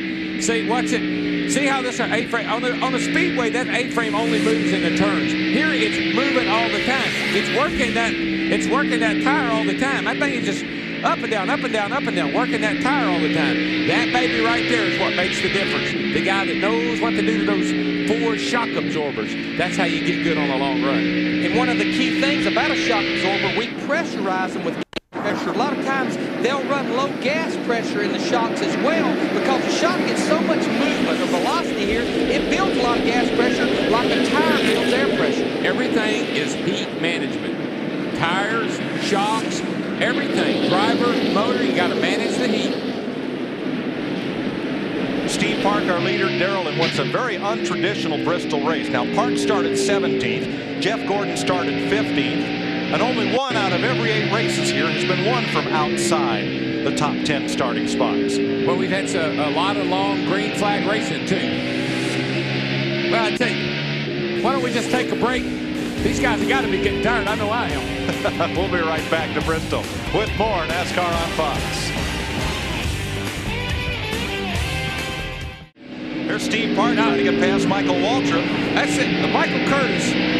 That's his teammate right there behind him. And, of course, he's trying to stay on the lead lap. But I got to tell you something, bro. If I was driving that one car, I don't know if I'd have been near as patient as his teammate was. Because he held him up there for about 10 laps, let everybody catch up with him, and surprised me that he did that. What do you mean surprised, Darrell? I remember one time we won a race up here, and you spun your brother down in turn 2. Got to go, man. I know it's time to go. He told you up. Got them leaders. I saw it. Got those leaders breathing down my back, buddy. I know you're my teammate. I know you're my brother, but I got to go, man. So much for nepotism. That car that Michael's driving, the 15 car, Steve Park's kind of used to that car. That's the car that Steve drove here both races last year and actually sat on the pole a year ago. Then they give this car to the new race team that Michael was driving for, built this car for Steve earlier in the year. You crewed Mike Skinner last year. Didn't he once say he'd spin his grandmother out to win a race? To win a race. When you've been 140-something races, you kind of get to that point. Well, leading a race is, you know, you got to keep up your rhythm. You got to keep your pace. You saw that Park run up on the 8 car, the other DEI car. Dale Jr. rode up the hill, let it go. But, you know, we talked about the Bristol stall, but this has typical Bristol characteristics. In the first 88 laps, Darrell, we had 5 cautions. Since then, now here on lap 323, we've only had 2. Everybody finally figured out we wasn't getting a whole lot done spinning each other out. No, well, you get enough cars, get a few cars knocked off the track, spin them out and get wrecked, and they go in the garage, get a little more room to race. Plus, let me tell you something. The guys, there's one that got wrecked by his teammate. No fault of anybody's, but torn up car. The guys that I want to start watching is the Harvicks, Todd Bodines, some of the guys that run the races yesterday, Jimmy Spencer, because we're at 325 laps without many cautions, 250 laps yesterday, 500 laps a day. They'll have to help them out of the cars. Kevin Harvick here in the 29 car, got to remember, way back when he was leading the race, he had that fender problem and got jumped back all the way to 38 by having to come back in. And here, 320-something laps later, he has only worked his way back to 11. So hard to get back to the front at Bristol. Yeah, Terry Labonte's had the problem there, pitting on the backstretch. Each time he's had to pit under caution, he's lost 5 or 6 spots. And even though he's had a very good car, that put him back into the clutches of the leaders here. And I feel like they maybe went wrong on some adjustments because he had a good race car. Now, here in just a few laps, he's actually went a lap down. Yeah, and I liked this car before this last caution, but the car just is not hooking up like it had been earlier. Ricky Rudd, the 5th place car. And he is up there riding around out of harm's way. He's just trying to stay out of trouble until they get another caution, make another pit stop, and put it back like it was, boys. Tony Stewart's just gone a lap down, and now in front of Steve Park is the 4, Kevin LePage, the driver. That team based in nearby Abingdon, Virginia. Beautiful town to visit. Larry McClure's got a racing museum there that you can go see some of their great race cars of the past. But Kevin LePage has hopped in this ride after a week of legal wrangling. Robbie Gordon is now out of that car. His 5-year contract has been dissolved with the Morgan McClure team, and Kevin LePage is his replacement for at least this race. 5 races must have seemed like 5 years to somebody. You know, again, they had a long contract. But in this business, as important as it is to get along, if you're getting along, it's hard to beat these people. If you're not getting along, you're not going to beat these people. Oh, no. If you're not happy at 5 races into the season, they did the right thing. Let's straighten it out now. LePage, pitting in the backstretch and taking a provisional start, has done a good job of staying on the lead lap all day. But Steve Park is coming hard. Jeff? One thing I want to bring into play here is as we get down toward the latter part of the race here, now we got 167 laps to go. Pit strategy and pit stops are going to be very important. Who pulls the trigger first, how they get on pit road could have a big outcome with who wins this race today. But Jeff, as these guys get up to around 150 or 160 laps on their tires, you know no matter how good of a green flag look it has, something's going to happen. I'm a big believer in short pitting, but at Bristol, I want to stay and the caution's going to come is for me being the crew chief and the hit pit road and the caution come out. I'll agree with that. And the other thing is, Junior Johnson used to tell me, boy, you don't come into the last time. You either run out of gas or you run out of tires. The 66 car got into trouble right there off, looked like off of turn 2. And caution is out for debris up in turn number 2. I think that came off the 66 car. And there it is, the caution right there. Somebody talking about coming to pit road, the caution goes out. I've been coming here for a long time, and I can't remember the last time I had to make a green flag pit stop at Bristol. I know y'all worry about it all the time, but as a driver, I'm saying I don't know why y'all are talking about this. Hard to believe, Darrell, but there was a caution-free race here. In the summer of 1971, Charlie Glotzbach won it, the only caution-free race at Bristol. He's probably driving Junior Johnson's car, too. Junior was a master at getting a car for here. Piece of underbody metal support out there in the corner that they'll pick up. That's a crash bar. Not nearly big enough for here, but that's what that is. You need about 1 3/4. That's right. For here. Need to make one a little bigger next time, guys. Looks pretty crashed, all right. And pit road will open this time. That was great timing for Kevin LePage. He was able to stay on the lead lap. We just had a close call there coming on pit road. Bill Elliott, the 9 car, he had the leaders blocked in, Dick Bergman. Steve Park is just at the very last second called for an adjustment on the front tires. They had to run literally with a tire pressure unit to get that amount of air in there. 24 also when they had talked about a 2-tire change on the 24. Let's put an air Park is done already. John Andretti down and away. No adjustments on the 43 car. He says the car is still loose on entry, but they're afraid to make some adjustments. Jeremy Mayfield been pretty pleased with his car all day. Just going to take 4 tires and the tire change, the front tire changer. Jeffrey Baker actually out here today with a bit of a heavy heart. His grandma passed away just this past week. He's hoping to get a victory from her. Steve? Jeannie Sterling Marlin came in, a 40 car, came in, changed 4 tires, just an air pressure adjustment. Sterling still complaining the car is tight from the center off. He did a great job getting out of the pit. Sterling did, that is. Boy, that 43 bunches, I mean, they are spot on today, boys. The 43 car, yeah, they're having great pit stops. And again, these pits are so tight. I talked about it earlier. He has an opening in front of him because that's where the 36 car is pitting. And now he's leading the race after a good pit stop. Well, this changes everything. We got a bunch of cars that, the crew, look at them. They are excited about getting that car. How do they do that? I mean, they have not been known to make 14, 15-second pit stops. This week, they're right there. Look at that. You know when it feels good. You know when that pit stop feels good and you beat your guys, them competitors out. Caution out at Bristol for the 8th time today. We'll be right back.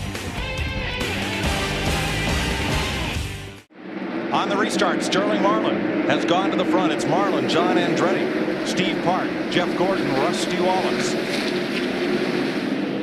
Still 19 cars on the lead lap. Boy, you might want to wake up early.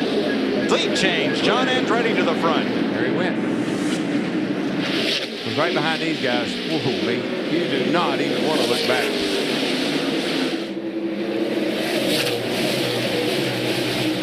Now that's rush hour. Oh, 2 by 3 by 2 by 4. That is very uncomfortable to be a part of. Some of these cars, lead lap cars, some on a lap down. Yes, I used to drivers say, who do I need to race? I said, man, you got to race everybody. Trouble down the back. 66. Oh, Mike Wallace takes a hard hit to the inside wall. Caution out. I don't know if the leader's got it. We'll know here in a second. Bill Elliott, he goes all the way to the apron. They've talked to him, the 7 car, trying to get that lap back. He's not going to be able to do it. Yeah, he is. Yeah, he is. And Tony Stewart, Buckshot Jones, 3 cars get their lap back. Well, you got to 2 Dodges. He had to let those 2 Dodges go. In the process, he had to let Tony Stewart go. He had to let his teammate, 44, he got to get them back on the lead lap. Had to get Bill, that's a Dodge. That's the politics, baby. Now Mike Wallace has taken his car to the garage. I'll show you what happened down the back straightaway. They get together over here off of 2. He and Todd Bodine? Todd got loose, got sideways. hit the 7, knocked him down in the inside. But Todd didn't get a whole lot of damage out of that. Saw Kevin LePage in that 4 car locking it up. He all but was in it. He got some damage. Another look. See, watch the 66 right here. He gets sideways. He gets fishtailing a little bit. Gets that old hospital wobble in her. Here she comes back the other way. Gets into the 7. 4 car says, I'll help you, buddy. I'll straighten you up. Turned him around. 7 hard into the inside wall. Looked like what happened, though. The 7 checked up because of the 66, and the 4 car, Kevin LePage, got into him. Now watch this. There's a Dodge. Now the rule is they're down on the apron. They just went by the 7 car. Really dangerous. Here's another Dodge back here, and Tony Stewart's in there with them. Teammate, got to get him by. Tony Stewart was a real benefactor. I don't think that's who John Andretti was trying to let back on the lead lap. Nope. But that's okay.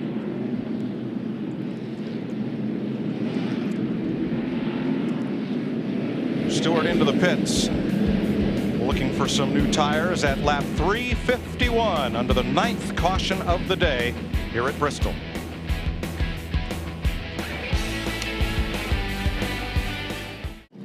Welcome back to Bristol. We're working the 9th caution of the day. John Andretti's our leader from Sterling Marlin and Jeff Gordon. Todd Bodine spinning, collecting Mike Wallace has put us under caution for the 9th time. Hey, DJ, this is DW up in the booth. Bud, you got a copy? Yeah, DW, I got you.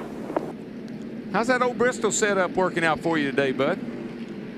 It's pretty good. I'm a little bit tight on new tires in the center of the corner, and that hurts me a little bit. They get away from me, but I need for this thing to go green for a long time, and I think we'll have a chance.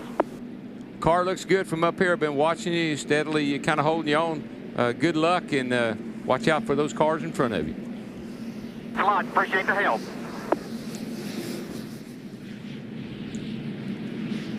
Looks like we're going to have another lap or 2 of caution here as they've been blowing some of the debris off turn number 3 there after Mike Wallace had his slide, and several drivers went to the track apron trying to get back up the speedway. Kevin Harvick turned a 7th place finish yesterday into the point lead after 6 of 33 Busch Series races. Jason Keller 2nd, and Jeff Green, who was involved in one of the big crashes, ended up 3rd in the points after yesterday's race.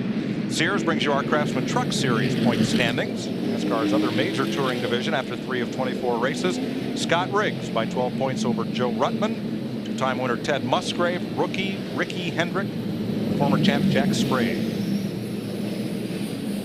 And coming into today is Winston Cup race. Dale Jarrett, 65 points up on Sterling Marlin. You know, we've had a different point leader every single week. Yeah, it's been interesting. We've had a different race winner every week, too. It's just right now the teams are really juggling around, jockeying around. Haven't really got that consistency yet, but we got one to go here, guys. Steve Burns. Hey, Darrell, I got a question for you. You've been talking about wobbly and bobbly. Sterling Marlin just told the crew that his car feels squirmy and wormy. If they stop again, they're going to go up a pound of air pressure on all 4 tires. Squirmy and wormy. It's just that Tennessee thing. We have a different language here. Hey, if you ever invite a few friends over, you know, and they say, well, how many people did you have over? Oh, about 150,000. Just a little party. Going to get set to go green. Let's let you folks crank it up and listen to this restart.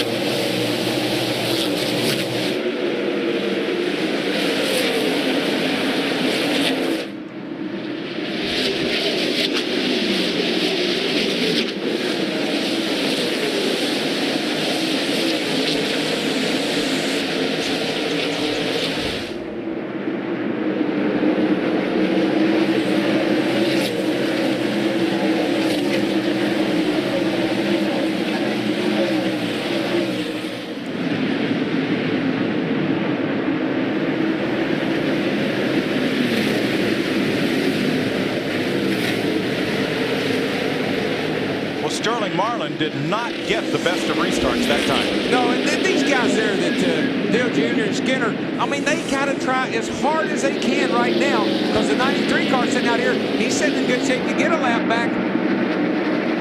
And those guys are driving as hard as they can to try to get themselves in the same position. And we saw 3 cars. Lost third spot. Yeah, to Jeff Gordon. We just saw 3 cars get their lap back a while ago.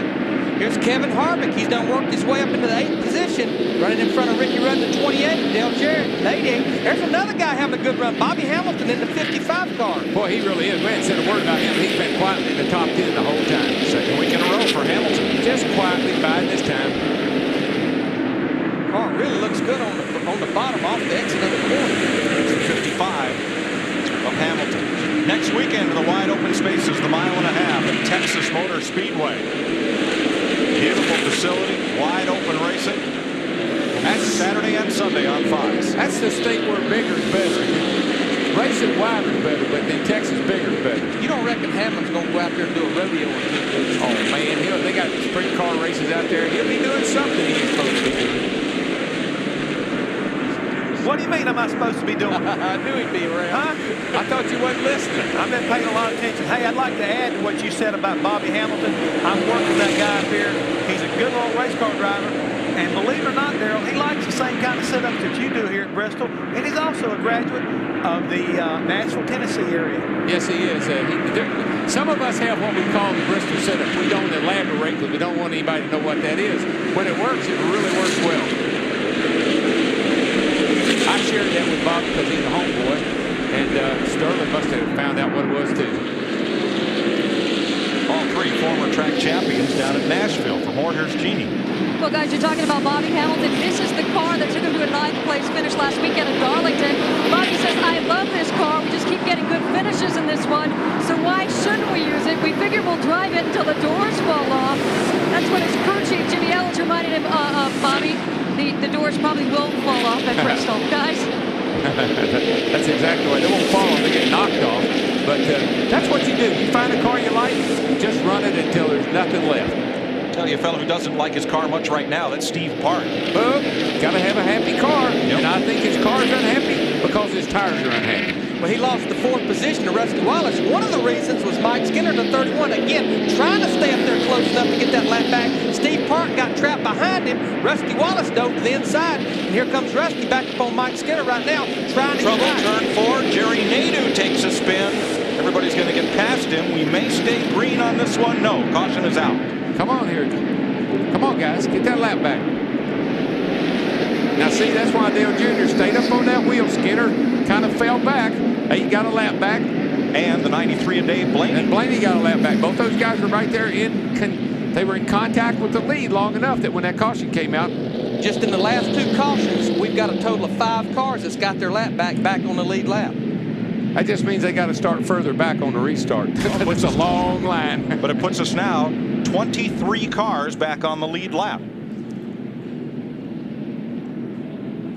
Jerry Nadeau right in front of Brett Bodine going around. It seems to me like it. I saw him do that on about the 3rd or 4th lap of the race.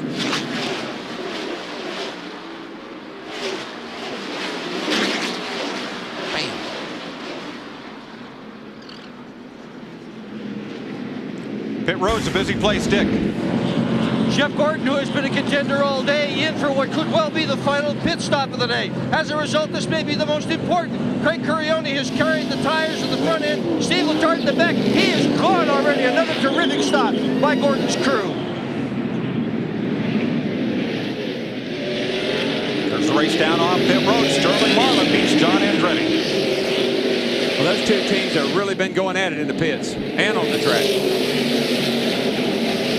And Kevin LePage is being held in his stall. There's Dale Earnhardt Jr. getting out. He's back on the lead lap, and a penalty on the 4 car. LePage is just let go. Now, as we said, he started the race pitting on the back stretch, but because 2 cars back there had to share a pit stall, the 4 team had the option to move into the first vacated pit stall, and that was over on the front straightaway, so they dragged everything over, and they've been pitting on the front stretch. He's out of the box. That's what they're holding him for. All right, here's the leader of the race right here. He's one of the few leaders that did not pit. He had been back in with all the other leaders on lap 342, only about 38 laps, and some of those was caution. Not sure, as we've seen track position so important, that wasn't a smart move by Kevin Hamlin in that group. Well, if he got to get up front, and he started up front, and now he's worked his way back there, but I sure would like to have my 4 tires. Well, Sterling Marlin was second out of the pits. He beat John Andretti out of the pits. Steve? Mike, they had talked about adding air pressure all the way around, but they decided not to at the last second. They put 4 tires on that number 40 of Sterling Marlin. No other adjustments, just tires. That caution came with a good time for John Andretti, the leader of the race in the 43 car. His crew chief, Greg Stedman, was unsure if they could go the distance on fuel, while the 2 of Rusty Wallace and the 18 of Bobby Labonte knew they could go. The 24 of Jeff Gordon was unsure. To Dick. Steve Park's problem in that last run was the car was understeering. They've made an air pressure adjustment of the car to try and solve that problem. Remember how good he is on long runs. To Ginny Zalasko. Well, guys, life is tough on the backstretch, and you got to save seconds where you can. So when the 12 car, Jeremy Mayfield, came in, they went with just 2 tires because they believed the leaders were going to take 4. They changed them on the right side, and they're keeping their fingers crossed for another caution to get to the left side as well, guys. Thanks, Jeannie. 375 down, 125 laps to go here at Bristol. And despite all the wreckage, only 4 cars, make that 5 cars, are behind the wall. The rest are back out there wounded but running, and we'll be right back. Green flag for the restart in the Food City 500. Terry Labonte, last car on the lead lap, out in front of Kevin Harvick, our race leader, who did not pit. Now, the best friends that he's got is Elliott Sadler in the 21, Tony Stewart in the 20. They elected not to pit. Boy, they get in the back of Mike Skinner right here and bottle up. Skinner was holding up Sadler in turn 3, and Elliott just moved him up out of the way. Casey Atwood right in the middle of all that. But Tony Stewart and Ellie Sadler did not pit as well, and Ward Burton in that 22 car took them 2 tires only. That's the best friend that Kevin Harvick has got right now. So it's mid-pack for John Andretti and Sterling Marlin. Trouble over on the back. Straighten it out.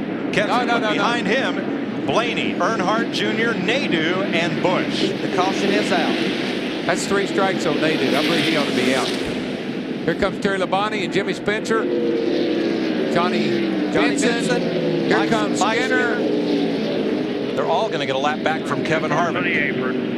Here comes Bill Elliott. And he won't get a lap back. Won't quite make it. He was way, way back. Same thing as earlier. Kevin Harvick's goal was to let Mike Skinner, his teammate, back, but 3 other cars benefit from it. Terry Labonte, Jimmy Spencer, and Johnny Benson.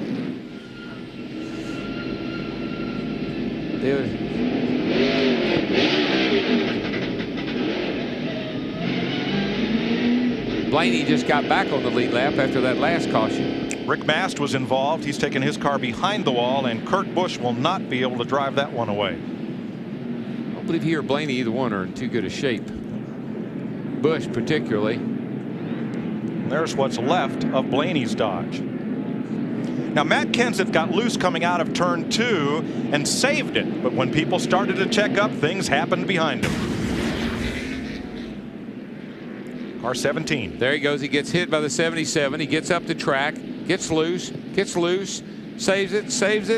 Think you can. I think you can. He does, but Spotter saying, hold on, trouble, easy, wait, stop, go, high, low. Dave Blaney was able to drive away. He's come back to his pit. Let's see one more angle of the contact and the slide by Kenseth. What a save. From the Miller Lite Cam on board Rusty Wallace. Rusty's given us some good shots today. He's been around a lot of wrecks. Whoa. He sees this. Where's Kenseth going to go? He saved it. I'm going to go on.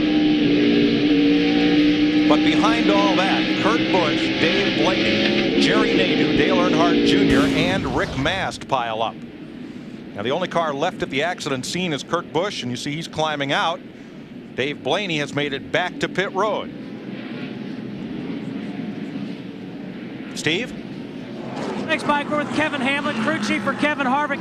Kevin, tell us about your pit strategy. Our pit strategy kind of got changed on lap 79 during that first caution. We got our left front fender mashed in. We had to sacrifice all the track position we had and go to the back and just trying to be precautionary. We didn't want to blow out a left front tire or be stupid that early in the race. So Kevin's done a real good job so far with the GM Goodrich service for Monte Carlo. And I think that the way these tires, Goodyear's brought a really good tire here to Bristol, and the car seems like it goes good for a long run, so I think we may be done pitting for the day. Steve Burns, right, this is Larry Larry. McReynolds wants to ask you a question, Kevin. Can you just ask him how far would he let it go with a caution coming out before he would come and get 4 tires? I know as long as he's got these short runs, he's okay. He said, how long would you go without pitting for tires? On the short run, you're okay. How about on the long run? I think we'll go to lap 501. All right, thanks, Kevin. All right. That would be all the way. 115 laps to go. Kevin Harvick out in front once again here at Bristol Motor Speedway. You're watching NASCAR on Fox.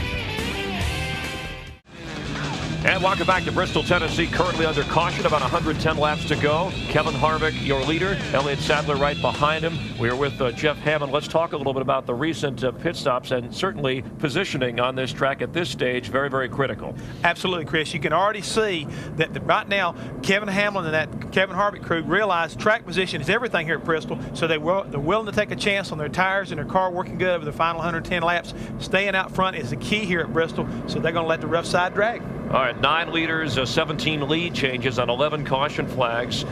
Rusty Wallace, let's take a look at the pit stops. He's, of course, won this 9 times, the most of any active driver, and Rusty has won 3 of the last 4. Help us out here, Jeff. He's had, look, when he first came in, he had some trouble getting out, and it's been a little bit inconsistent. Very inconsistent. This is not like a Rusty Wallace crew. They're very good in the pits. Robin Pemberton does a very good job with these guys. I'm sure that they've been working on that race car as part of it, but there again, this pit road is very, very tight, and sometimes that can influence what goes on. Rusty Wallace currently 10th, as again Kevin Harvick your leader, followed by Elliott Sadler and Tony Stewart running 3rd.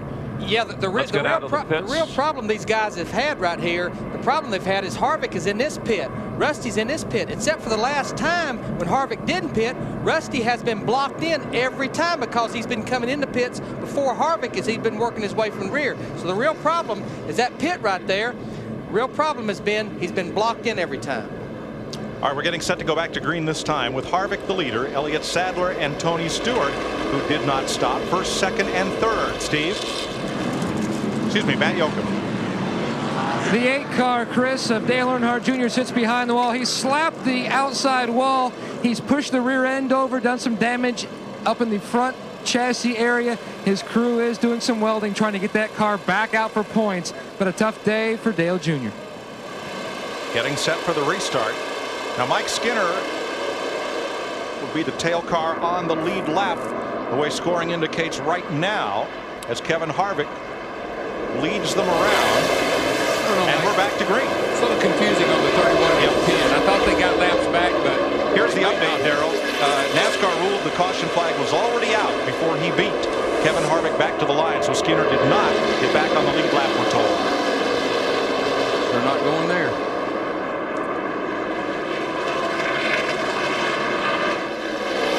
Haven't seen much of Elliott Sadler today, the Emporia, Virginia driver, but again, the pit call to leave him out and gain track position has put him in 2nd.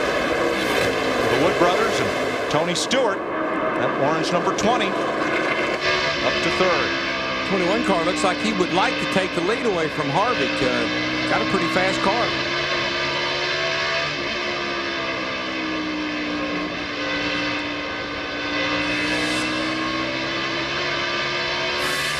Look at where these drivers have gained positions in the top 5 after starting 30th or worse. Sadler, Stewart, and Mayfield. But the real reason is the calls that their crew chiefs made on that last time to stay out right. I always told Jeff, I don't care where I am. I just, at the end of when there's 100 laps to go, I want people to say, where did he come from and how did he get there? And we're seeing that with the 21 car for sure. Sadler's good run today is no fluke. His best career finish, 7th, came right here last August. Well, that caution, you know, let a couple, 3 people get back in the race. So still a lot of cars on the lead lap. And here's John Andretti. He's the 5th place car, but he's the first car that's out there that has 4 fresh tires. Remember, everybody in front of him, Ward Burton took 2 tires. Harvick, Sadler, Stewart has no tires. So he's in 5th, and he's got 4 fresh tires. All the way up to the leaders, there's Kevin Harvick in the white 29. Remember, stayed out. Elliott Sadler stayed out as well.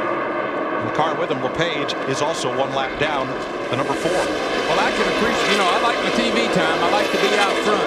But, man, I'm going to tell you, some of these cats that come in, as soon as they clear traffic, they got 4 tires, and you've been out there 30, 40 laps. I don't know if that's going to pay off at the end or not.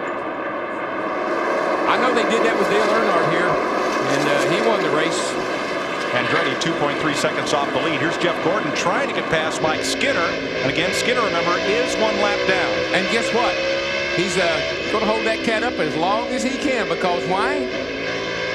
His teammate is leading the race.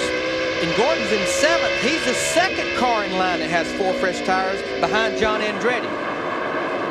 Now, there's people at home that say, they wouldn't do that, would they?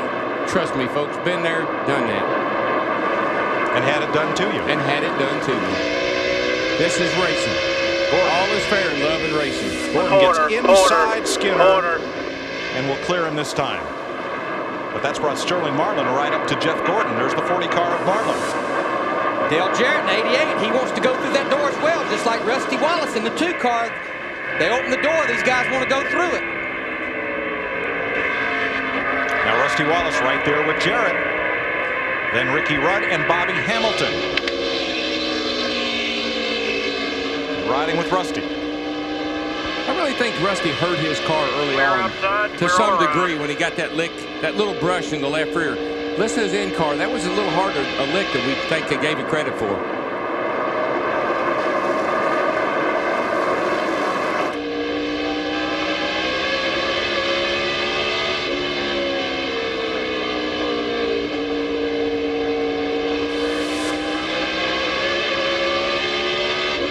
See how short that straightaway is? I mean, you're not in the throttle wide open. Probably a couple of seconds is it.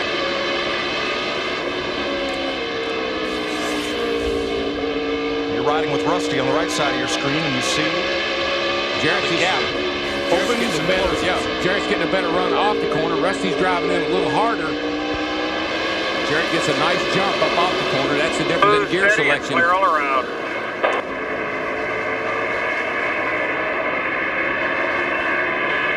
And looking back, the UPS cam on board Dale Jarrett. Looking back at Wallace. It's not that far back, is it? No, it isn't. He was right there tapping on him just a teeny bit. He's working on him. When Dale can get that thing turned in the middle of the corner and get back in the throttle, he gets off the corner a lot straighter than Rusty can. But I believe one of them's got a 29 gear, that 88 car does, and Rusty's got a 43 gear. Rusty gets a little more spurtability in his car. And what that is, that's a 529 or a 543. Remember, the higher number is a lower gear, and the way they come up with that number, it's the amount of teeth on the ring gear divided by the amount of teeth on the pinion. And the lower gear you have, we talked about this earlier, the lower gear you have, the better you can get off the corner, but as the tires get hot and they start to slip, it's harder to drive a car with a real low gear in it because it puts so much power to the rear tires. You as a driver got to drive it with that throttle as much as with that steering wheel. And you can make it a lot easier for me if you put a high gear in it, because then I can mat it and I won't try to spin the tires. Here's a look at that rear end gear. The center section. This is the gear. This is the ring gear teeth. And the pinion teeth are right in there. And that's what makes the different ratios. This is the yoke right here that the drive shaft hooks onto. All right, Darrell, 88 laps to go. How tired are you, and what are you thinking?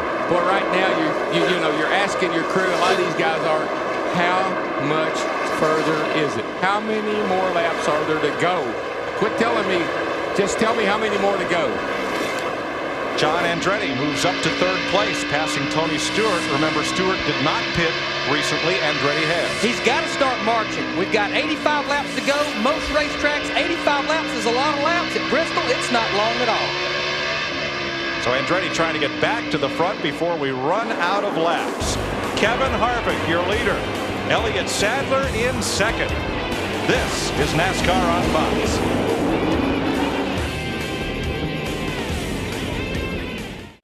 Talk about hot as a pistol when they do the Bristol Stomp. That's somebody's brake rotor, and you don't want to go pick that up. No, don't go out there with that little leaf blower thing and try to get rid of that piece. It's part of a brake rotor. There's the brake pad, everything. And here's why. Smacks the wall. Jimmy Spencer just spun old Buckshot Jones out back here. Buckshot's got the gas. He's matted. He's trying to keep it going in the right direction, but bam, boy, right there. It was a hard lick in the inside wall. There goes all the brake rotor parts. Buckshot's behind the wall now. Off turn 2, and Spencer just gets into the back of him, turns him around. Here we go. Watch this. Kevin Harvick, the leader, comes through all the smoke. It's driven down on the apron. And now here comes Kevin LePage in the 4 car. He and Stacy Compton got a lap back from Kevin Harvick.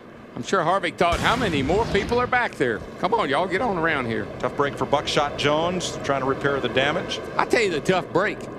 Well, I guess, I don't know, Larry and Jeff, y'all can think about this, but man, having to stay out there, another opportunity to come in and get tires. Kevin Harvick is trying to become only the 2nd driver, Darrell, to win 2 races in his first 5 starts. Now, Red Byron did it in 1949. That was NASCAR's first season. So he won 2 of the first 5 races that were ever run in NASCAR.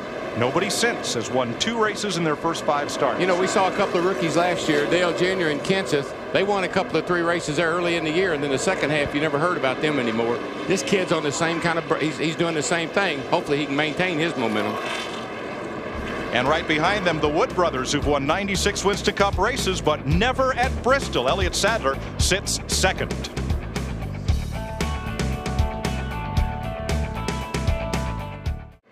In 1 lap will go green. Dale Jarrett has given up his track position to get 4 tires, but he will restart 23rd. Way back there.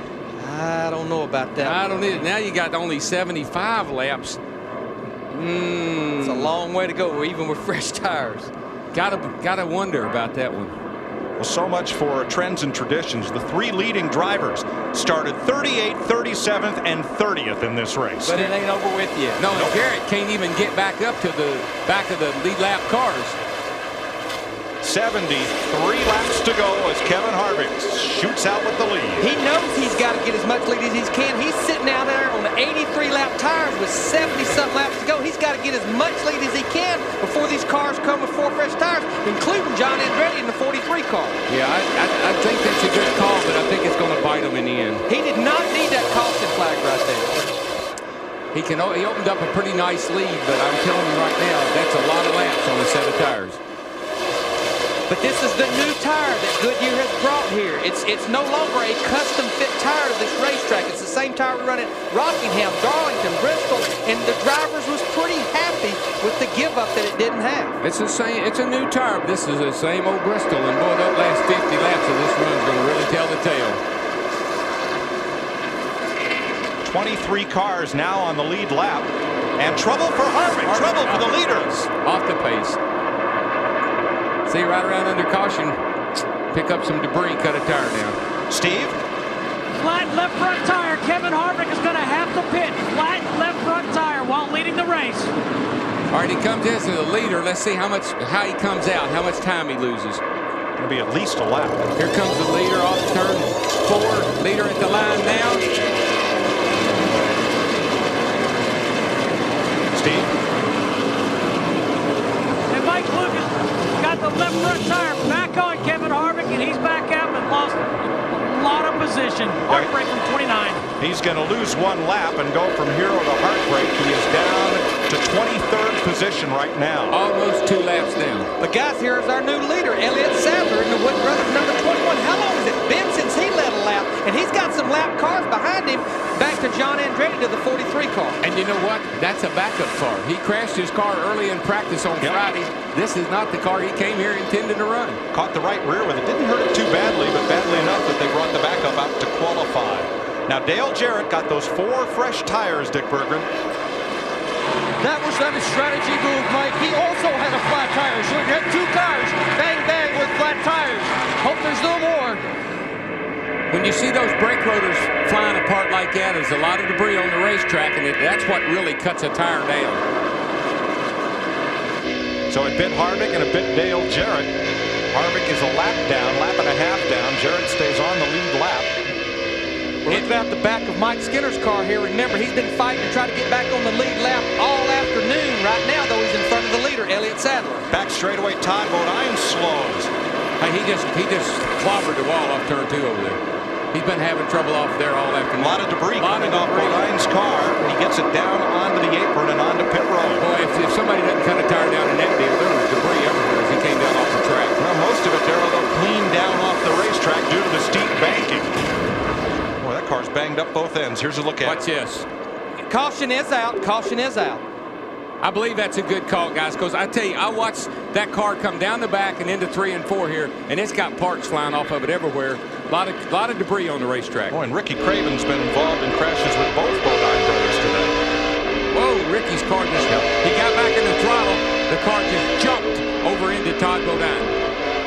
And getting back on the lead lap, Mike Skinner and Bill Elliott and Johnny Benson. Wow, I have never been to a race, I don't believe in my whole career, where I've seen so many people get laps back because the guy leading the race slowed down and led them. Well, here's our new leader, Elliott Sadler. And he's been out there 101 laps. But, Darrell, they've painted in a corner. They're pitting on the back stretch. There's 26 cars on the lead lap. They almost can't pit. We do have some of our leaders on pit road. Bobby Labonte in the 18, Dale Jarrett in the 88's back on pit road. And the 4 car of Kevin LePage has decided to pit. Bill Elliott, who got back on the lead lap, he's going to be on pit road 2 in the 9 car. You know, one of the reasons, I was just thinking about this, why would people do that? One of the reasons is so you don't have those guys down on the inside restarting and racing you when you go back to green. Well, if you restart 10th on the lead lap, it's like restarting 20th because you got 10 lead lap cars starting there as well, so you're 20th on the restart. But if a good fast car is up alongside of you on the restart, he can get you in trouble going into turn 1. Let those guys start at the tail end, the back here in the back, and they don't bother you. There's the action in the back pits. How about this for numbers? Look at the 2 car numbers leading the race, 21 and 43. Wow. How many times did we see the Silver Fox David Pearson in the Wood Brothers 21 battle Richard Petty for the win in the Petty number 43? Man, the more things change, the more they stay the same. All the 1-2 finishes they had. The Wood Brothers, last win, March '93 at Atlanta. They've never won here. And there's now 3 generations of Wood brothers. John Wood is going to drive some Winston West and some NASCAR Craftsman truck races. The 3rd generation of this great family that began when Glenn Wood started racing NASCAR modifieds in 1949 from out of Stewart, Virginia. And they've had a great racing dynasty from out of there ever since. That's his crew chief right there. So caution is out for the 13th time at Bristol. 58 laps to go. Don't go away. This is NASCAR on Fox.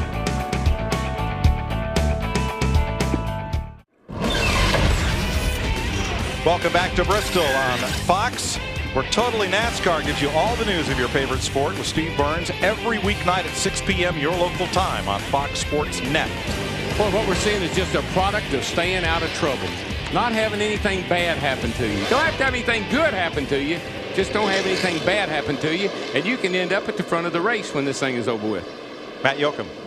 And Mike, it does seem like old times. The 21 and 43 on top of the scoreboard. Greg Stedman just talked to John Andretti on the radio, said, "Bud, don't worry about it. We have the freshest tires of anybody around us, so just take your time and be patient." We were reeling in the 29 and 21 about 1/10 a lap, so just take your time and take that car to the front. To Jeannie.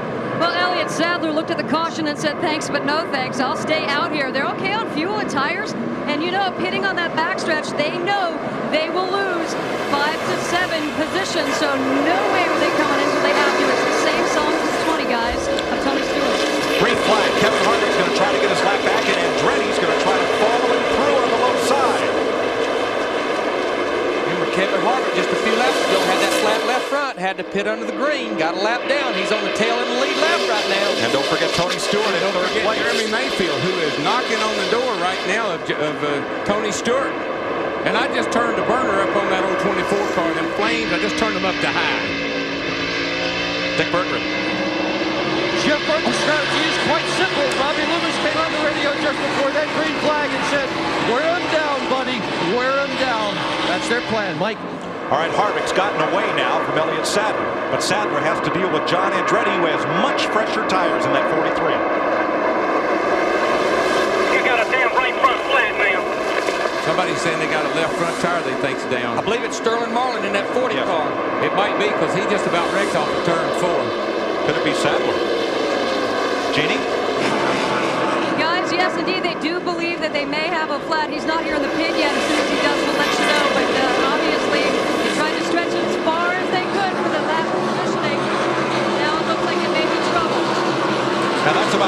Sadler. Darrell, flat tire, or could he have picked up debris? No, and it feel like that's a flat? what I was going to say. Right around here under these cautions on hot tires, you pick up so much debris, particularly on the left front. But you've got to give yourself a few laps to be certain. That car cannot have a left front tire down the way it's running. And here's his crew there up on pit road. You got to be ready. It happened so fast. But Darrell, about 4 laps ago, he got his left side tires all the way on that black, the apron, and I got to think he picked up a little trash, made that car feel like it's loose because the left front had all that trash built up on it. And if I'm the crew chief or the spotter right now, I'm saying, settle down, son, settle down. Let's give it a chance. Car looks good. Stay after it. Now, he went after Kevin Harvick to try to lap Harvick, but remember, Harvick pitted. He has fresher tires than Sadler. I tell you, Sadler's car is awesome right now. You got to remember, that 29 car is on fresh tires. And he is driving it pretty hard right now, too. He's getting her sideways, slideways, and every other ways. Elliott Sadler, who followed his brother Hermie into NASCAR racing, the two brothers from Emporia, Virginia. Raced late model sportsman, the NASCAR Busch Series, and then to Winston Cup. I'm sorry, Mike. Go ahead. I've always thought he was a very, very talented driver, very intelligent driver, and of course we know that's a great team. Now Sadler started 38th today. He would be the deepest starting winner here at Bristol if he prevails. But Darrell, he's driving this racetrack like you've got to drive it. He's driving defensively. He's floating that thing down to the corner right here, hugging that yellow line. If John Andretti in the 43 goes by him, he's got to make him do it on the outside. Andretti got pretty loose up off turn 2 right there. One thing I heard you say before the race started, he watched Rusty Wallace in practice, and he was going to keep that thing, he being Sadler, on that yellow line, and that's what he's trying to do.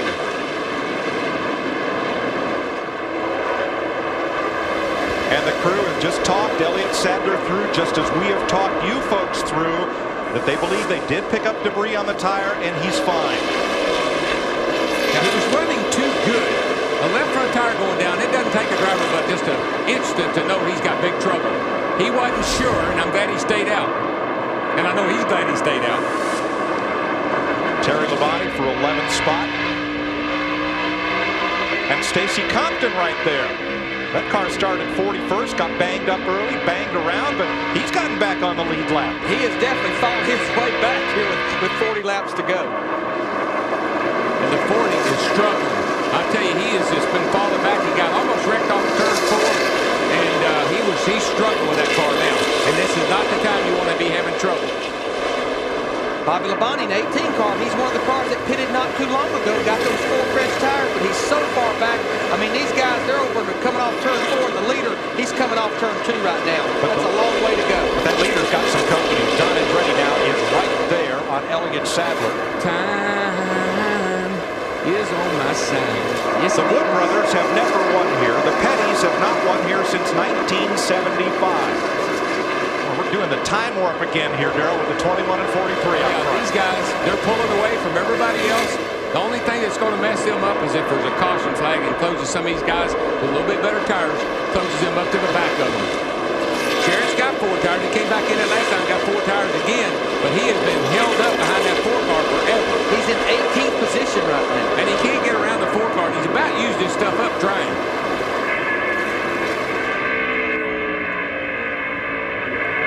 Riding with Dale Jarrett, Kevin LePage just ahead, the 17th place car. Back up front, Sadler, Andretti. Bit of a gap back to Mayfield, and then Stewart, Burton, and Gordon. Jeff Gordon in the 24 car, 6th place. He fought for 20 laps to try to get by Johnny Benson in the 10 car. Finally got by him. Remember, he's got those 4 fresh tires. Right now, he's about 2/3 of a straightaway behind the leaders. Just again, track position, track position. It is so difficult to pass late in the race. The bottom groove gets slick. You sure don't want to try it on the outside, so you got to root your way up along beside of somebody and then hope they give you room to make the pass. 32 laps to go. Elliott Sadler, the 95 champion at South Boston Speedway in NASCAR's weekly racing series. He's the all-time champion for bologna burgers. He's eaten more bologna burgers at that racetrack than anyone. 2 leaders right here. 3rd place Mayfield, 4th place Stewart. Gordon 2.6 seconds back. And Jeremy Mayfield, buddy, is in third place and closing.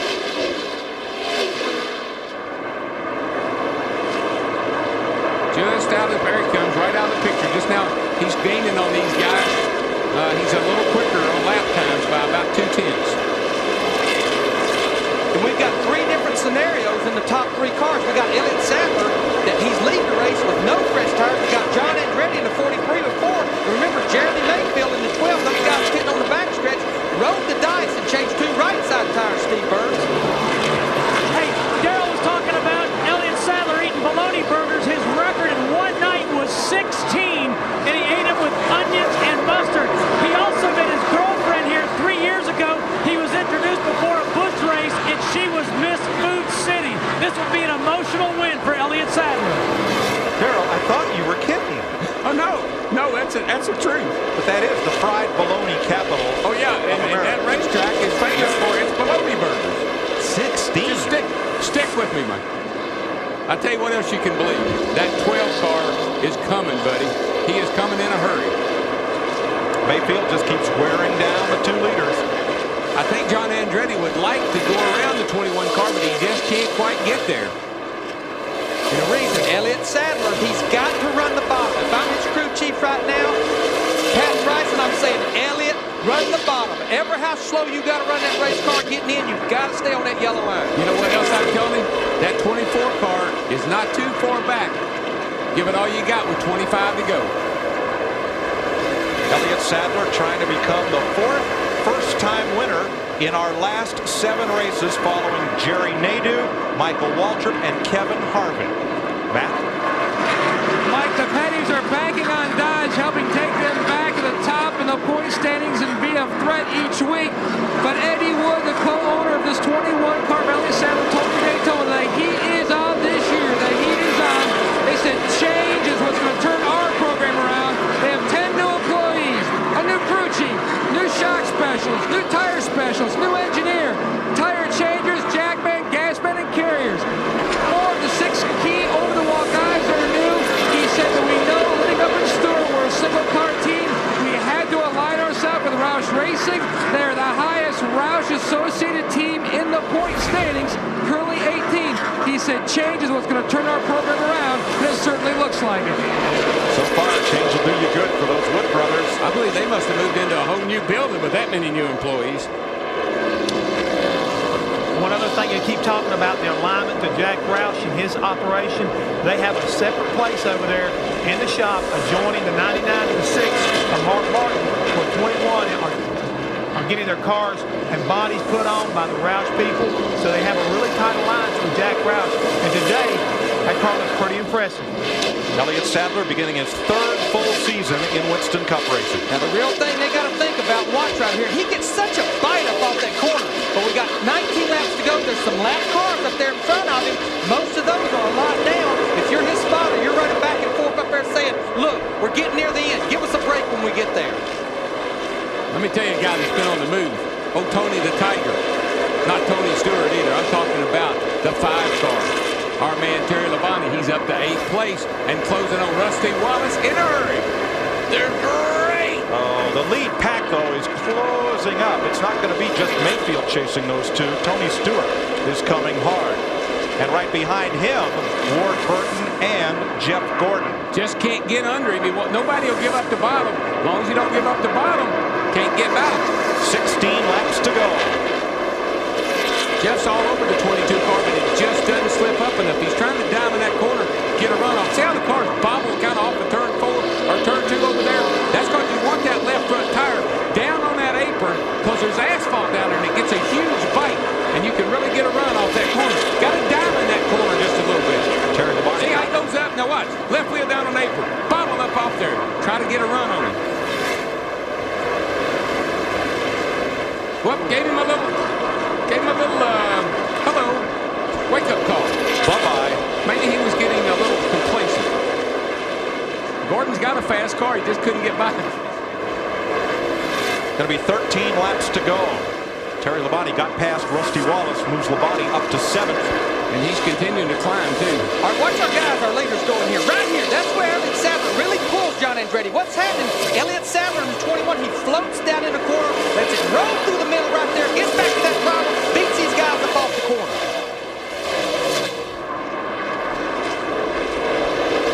Since 1990, only 2 races have been won by cars pitting on the back straightaway. Davey Allison, Dale Earnhardt.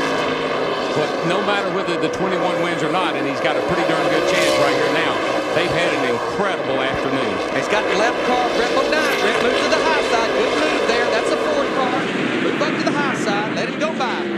Now, Tony Stewart is no longer making great inroads on the lead, but Jeff Gordon is catching Stewart. Well, can you imagine the frustration that John Andretti is feeling here? He's got a chance to win a race. I mean, this close. I am so close, and I can't quite make it. We saw that race that Davey Allison won. It was won the same way, the way Elliott Sadler's trying to do it right now, pitting on the backstretch. They just stayed out for the last 150 laps. You don't have any strategy that way. You can't really pit. Stewart looking back at Gordon. And Sadler is opening up a little bit of a lead. He really is. He stepped it up a notch. He started to pull away from those guys just ever so slightly. This race, or this track, has had races settled on a last lap pass 4 times. When Fred Lorenzo did it in 64, it was the only lap he led. Cale's done it, Jeff Gordon's done it, and Dale Earnhardt got together with leader Terry Labonte and did it in the fall of '99. I was going to say a few of them was a bump in the pass. Yeah, All right, next time by, 6 laps to go. He's stretching it out just a little bit right now. The last 3 or 4 laps, these guys have run almost identical lap times to each other. And Gordon is closed up on the back of Tony Stewart now. But the biggest problem these guys have is just trying to pass. And once again, we've seen the bottom line. You just got to stay there. Pass. They got to catch Elliott Sadler, and nobody's having any luck doing that. They're not. I don't think unless Sadler has a problem that they're going to be able to do that. He gets off the corner, like Larry said, so well. The car accelerates so straight. He's got 1 car out in front of him, Kenny Schrader. I don't know if he'll even catch him. He's about 10 or 12 car lengths behind him. Next time by will be 4 laps to go.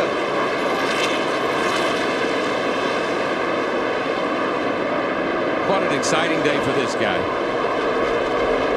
He could be the 3rd first-time winner this season and the 4th in the last 7 races, counting Jerry Nadeau back in November at Atlanta. I tell you, what he is doing is exactly what he said he learned watching Rusty Wallace. Ride that yellow line. Don't get off that yellow line. And he is eating it up. Jeff Gordon, he just lost a little ground to Tony Stewart. He's all over the rear bumper right here. A while ago, he got loose up turn 3 and 4. Even though Elliott Sadler stretched out, the real battle is for that 4th position. This is Sadler's. You're just hanging on. Say, I don't want to lose anything. This is Elliott Sadler's 80th career Winston Cup race. And what a great day. What a great day to win a race in Bristol, Tennessee from the back straightaway. My hat is off to you, buddy. 2-1 to go this time. Last lap. Flag White is out. flag, hero. White flag. No traffic, no nothing. Now the Wood brothers. Blue sky. The Wood brothers, who began when NASCAR began in 1949, but haven't won in so long. Gordon turns around Tony Stewart. Here they come to the flag. Sadler wins it. Andretti is 2nd, and Gordon crosses the line 3rd after contact, turns Tony Stewart around. I think there's going to be a battle for turn 4 for the 4th position. Those 2 guys will probably be meeting each other down there very shortly. Here he goes. Matter of fact, Tony is going up through there. Here goes Tony looking for Mr. Gordon. Here's a look at the spin and the contact. Well, he gets a run on him. He just gets down underneath him just ever so slightly. Tony comes down. No place for Gordon to go. And here's Tony over here on the front straightaway. And watch this. And on pit road, Stewart expresses his displeasure with Jeff Gordon. And if when he gets down here and gets this thing rolled up, he might have some more things to say. We have heard they have reserved seats in the front of that red NASCAR truck. How about Elliott Sadler, though? Oh, 80 races, his first win, and for the Wood brothers, some of the nicest people in auto racing. Oh, this is fantastic. They get to go to victory lane.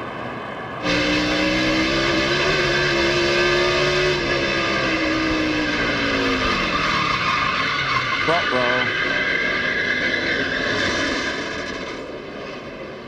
Missed the wall, but everybody got by. And there's Stewart's crumpled car. Now this is post-race, after the race, coming onto pit road. And yeah, I'd say he's having brake trouble. That's what I'd say. Jeannie?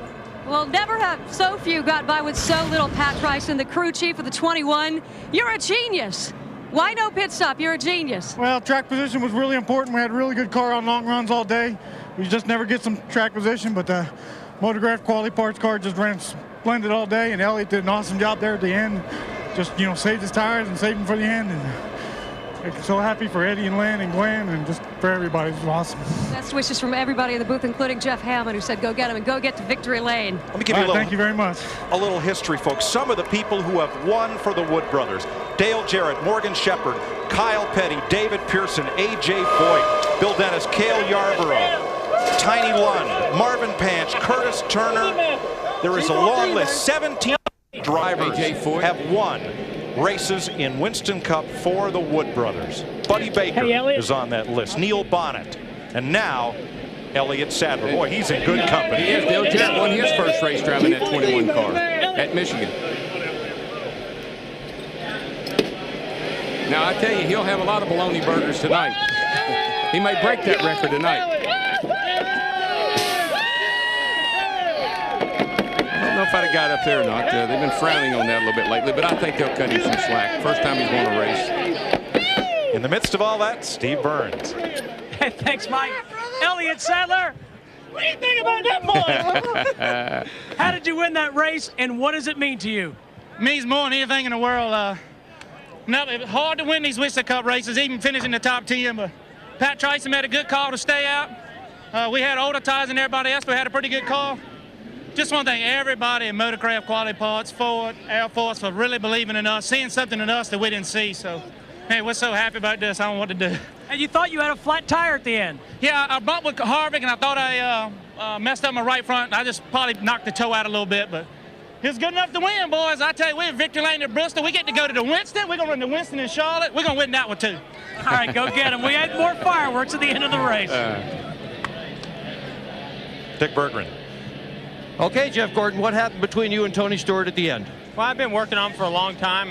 Come off at 2, had a great run, and he got sideways, and I got underneath him, and he just turned down on me. You know, I did everything I could to keep from hitting him because I don't want to, you know, take a guy on the last lap. But hey, I got the position. We're battling all the way to the end. This is Bristol, and I'm going to do everything I can for the position. And I don't see anything wrong with what I did. You know, I thought that it was pretty clean. But I just want to say thanks to everybody with DuPont and Pepsi, Quaker State, GMAC, Chevrolet. You know, this was a great effort for us today. How about the retaliation? How about Tony coming back at you? Is that okay? That doesn't surprise me one bit. Okay, Mike. Well, it's nice when you can laugh about it afterwards, but that's 2 drivers fighting for 1 spot on the last lap. Yeah, it is, and I know Jeff wouldn't have done that, but hey, I see he's having trouble. He can't even get it. He's having trouble in the pits. I think he might have a brake problem. That's what I think. I tell you, Jeff said he wasn't surprised. I'm surprised he didn't hit him harder. That's what I was surprised in. Well, let's meet the runner-up who also had a great day, Matt Yoakum. And he almost put Dodge back in victory lane. John Andretti, did those late cautions hurt you because your car looks very stout on long runs? It did, but the late caution hurt me because a lap car got me up in the outside wall and it bent the rear end, and I was way too tight from then on. I drove as hard as I could to catch Elliott. The closer I got to him, though, the more I pushed, and so he did a great job. I was never going to touch him, but I was going to try and get around him, and because I don't like racing like that. I don't like people racing me like that, and he deserves it. It's a great win for him and the whole Wood Brothers team. Well, good job. John Andretti comes home second. That's his dad Aldo with him, Mario Andretti's twin brother. John is Mario's nephew, Michael's cousin, and another great racing family. Wow, what a wild one at Bristol. Elliott Sadler wins it. John Andretti second. The Wood Brothers and the Pettys 1-2. Jeremy Mayfield for Penske, Jeff Gordon for Hendrick, and Ward Burton for Bill Davis. Your top 5. 3 makes in the top 5 today. Steve Park had that strong race car about mid-race, comes back to finish 9th. And Bobby Hamilton hung in there and finished 8th. That's another great day for him, and there's Sterling in 12th. How about Kevin LePage in the 4 car? First time there, comes home with a top 15. That's a big improvement for them. I know that'll help them a lot. Dale Jarrett just never could get back to, came in, got those tires late and couldn't get going. Casey Atwood survives Bristol, the rookie, and Tony Stewart there 25th. We're trying to interview Tony, but he has been summoned to the NASCAR office in the garage area. Take a ticket, take a seat. Johnny Benson coming here 3rd in points, had that flat tire, ends up 26th. poor old Jerry Nadeau. I mean, he was into everything today, from the very beginning to the very end. Ken Schrader, Mark Martin got wrecked, but got back on track and finished this race ahead of some other fellows who weren't quite so fortunate. Next week, the Super Speedway in Texas, but in 2 weeks, we've got more short track racing for you. We're going to that little paperclip of a track, Martinsville Speedway, in 2 weeks in Virginia. Can't wait to get there. How about the Winston Cup point standings? Do we have another new point leader, the 6th one of the year? No, Dale Jarrett. Ooh, hung on. Hung on. Jeff Gordon, Marlin, Benson, Park. Look who's 9th in points. Today's winner, Elliott Sadler. Bobby Hamilton up to 8th. How about that? Look at last year's champion, Bobby Labonte. Tough sledding back there, 19th in the standings. Kevin Harvick only run 5 of the 6 races, of course. He's 13th in points. Some guys that are digging some mighty deep holes in this point championship race. And some contenders who aren't even in that top 30, like Jeff Burton, who's just had nothing but trouble in this early season. Let's go back down to the garage. And another great run by a young driver, Jeremy Mayfield. Boy, a big finish for this team.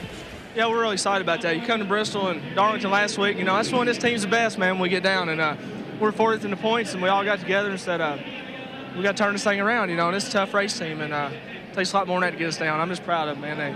The engines ran good all day, handled good all day, great stops, all you can ask for. Momentum building run for Jeremy Mayfield to Dick. Well, if you're looking for Jeff Gordon or Tony Stewart, this is where you'll find them. Both of them are right up in the front of the truck. Let's go to the studio and Chris. All right, thank you very much. Starting 38th, no one has come from so far back to win at this great track at Bristol, a theater in the round, if you will, and high drama for Elliott Sadler. And again, we have a different winner this year, and the gamble paying off for the Wood brothers and Pat Tryson, new crew chief, new sponsor for Elliott Sadler. All I can say right now is congratulations to all those involved, because I love Elliott to death. I think he's a great driver. Pat Tryson and I have been friends for a long time, and I'm really glad he's got a chance to get into victory lane. And how about the Wood brothers, Eddie, Lynn, and Leonard? I mean, it's a great group right there. It's an exciting place to come to and win a race. I couldn't be more happier than any of those guys right there for the Wood brothers today. This is a great race. Briefly, Jeff Gordon and Tony Stewart going at it. A little history. Remember at Watkins Glen, they went at each other. Short track racing at its finest. These guys have been together before and had some confrontation. And, you know, I think it made worse because of Tony Stewart's frustrating season. All right, they are closing the door on the big red truck there. The NASCAR officials talking with Tony Stewart and Jeff Gordon. And we're about ready to close the door on things here in Bristol. Next week, we will move the Hollywood Hotel, our entire crew, taking you from the Bristol Motor Speedway to Dallas-Fort Worth on Friday in Texas. NASCAR Winston Cup qualifying, 4 o'clock Eastern, 1 o'clock Pacific, and on Fox Sports Net. And then on Saturday on Fox, the big network, the mothership, the Busch Series race. 1 o'clock Eastern, 10 Pacific. Mark Martin won that race last year. NASCAR this morning on Sunday gets you going as always at 10 Eastern, at 12:30 Eastern, 9:30 Pacific as always. The pre-race show, and then the race from Texas. Dale Earnhardt Jr., the defending champion there, NASCAR Victory Lane, wraps things up as you get a look at Victory Lane. And how about the season? We talked with Dale Jarrett, the points leader, who's still the points leader before. He said it's been a topsy-turvy season. It's been a great year so far. We topsy-turvy. I mean, you got another new winner right here. The guys gamble today. I mean, this is what racing and NASCAR is all about. Taking a chance and sticking it out there on the edge. And today, those guys come home, you know, first. All right, for Jeff Hammond, for Mike Joy, Darrell Waltrip, and Larry McReynolds, our entire pit crew, and all the technical people who work so hard to bring you the racing here on Fox from the exciting Bristol Motor Speedway. We thank you for joining us. Be with us next Sunday on Fox next weekend as we bring you more racing. It starts with a lot of bumping and grinding, as you would expect, on the short track, on the concrete, just over a half mile. Mark Martin, your pole sitter, another disappointing finish for Martin and Jeff Burton, running into each other. Roush racing out of the picture, but number 21 came up big. The first victory of the career in his 80th Winston Cup start. Elliott Sadler goes home king of the hill.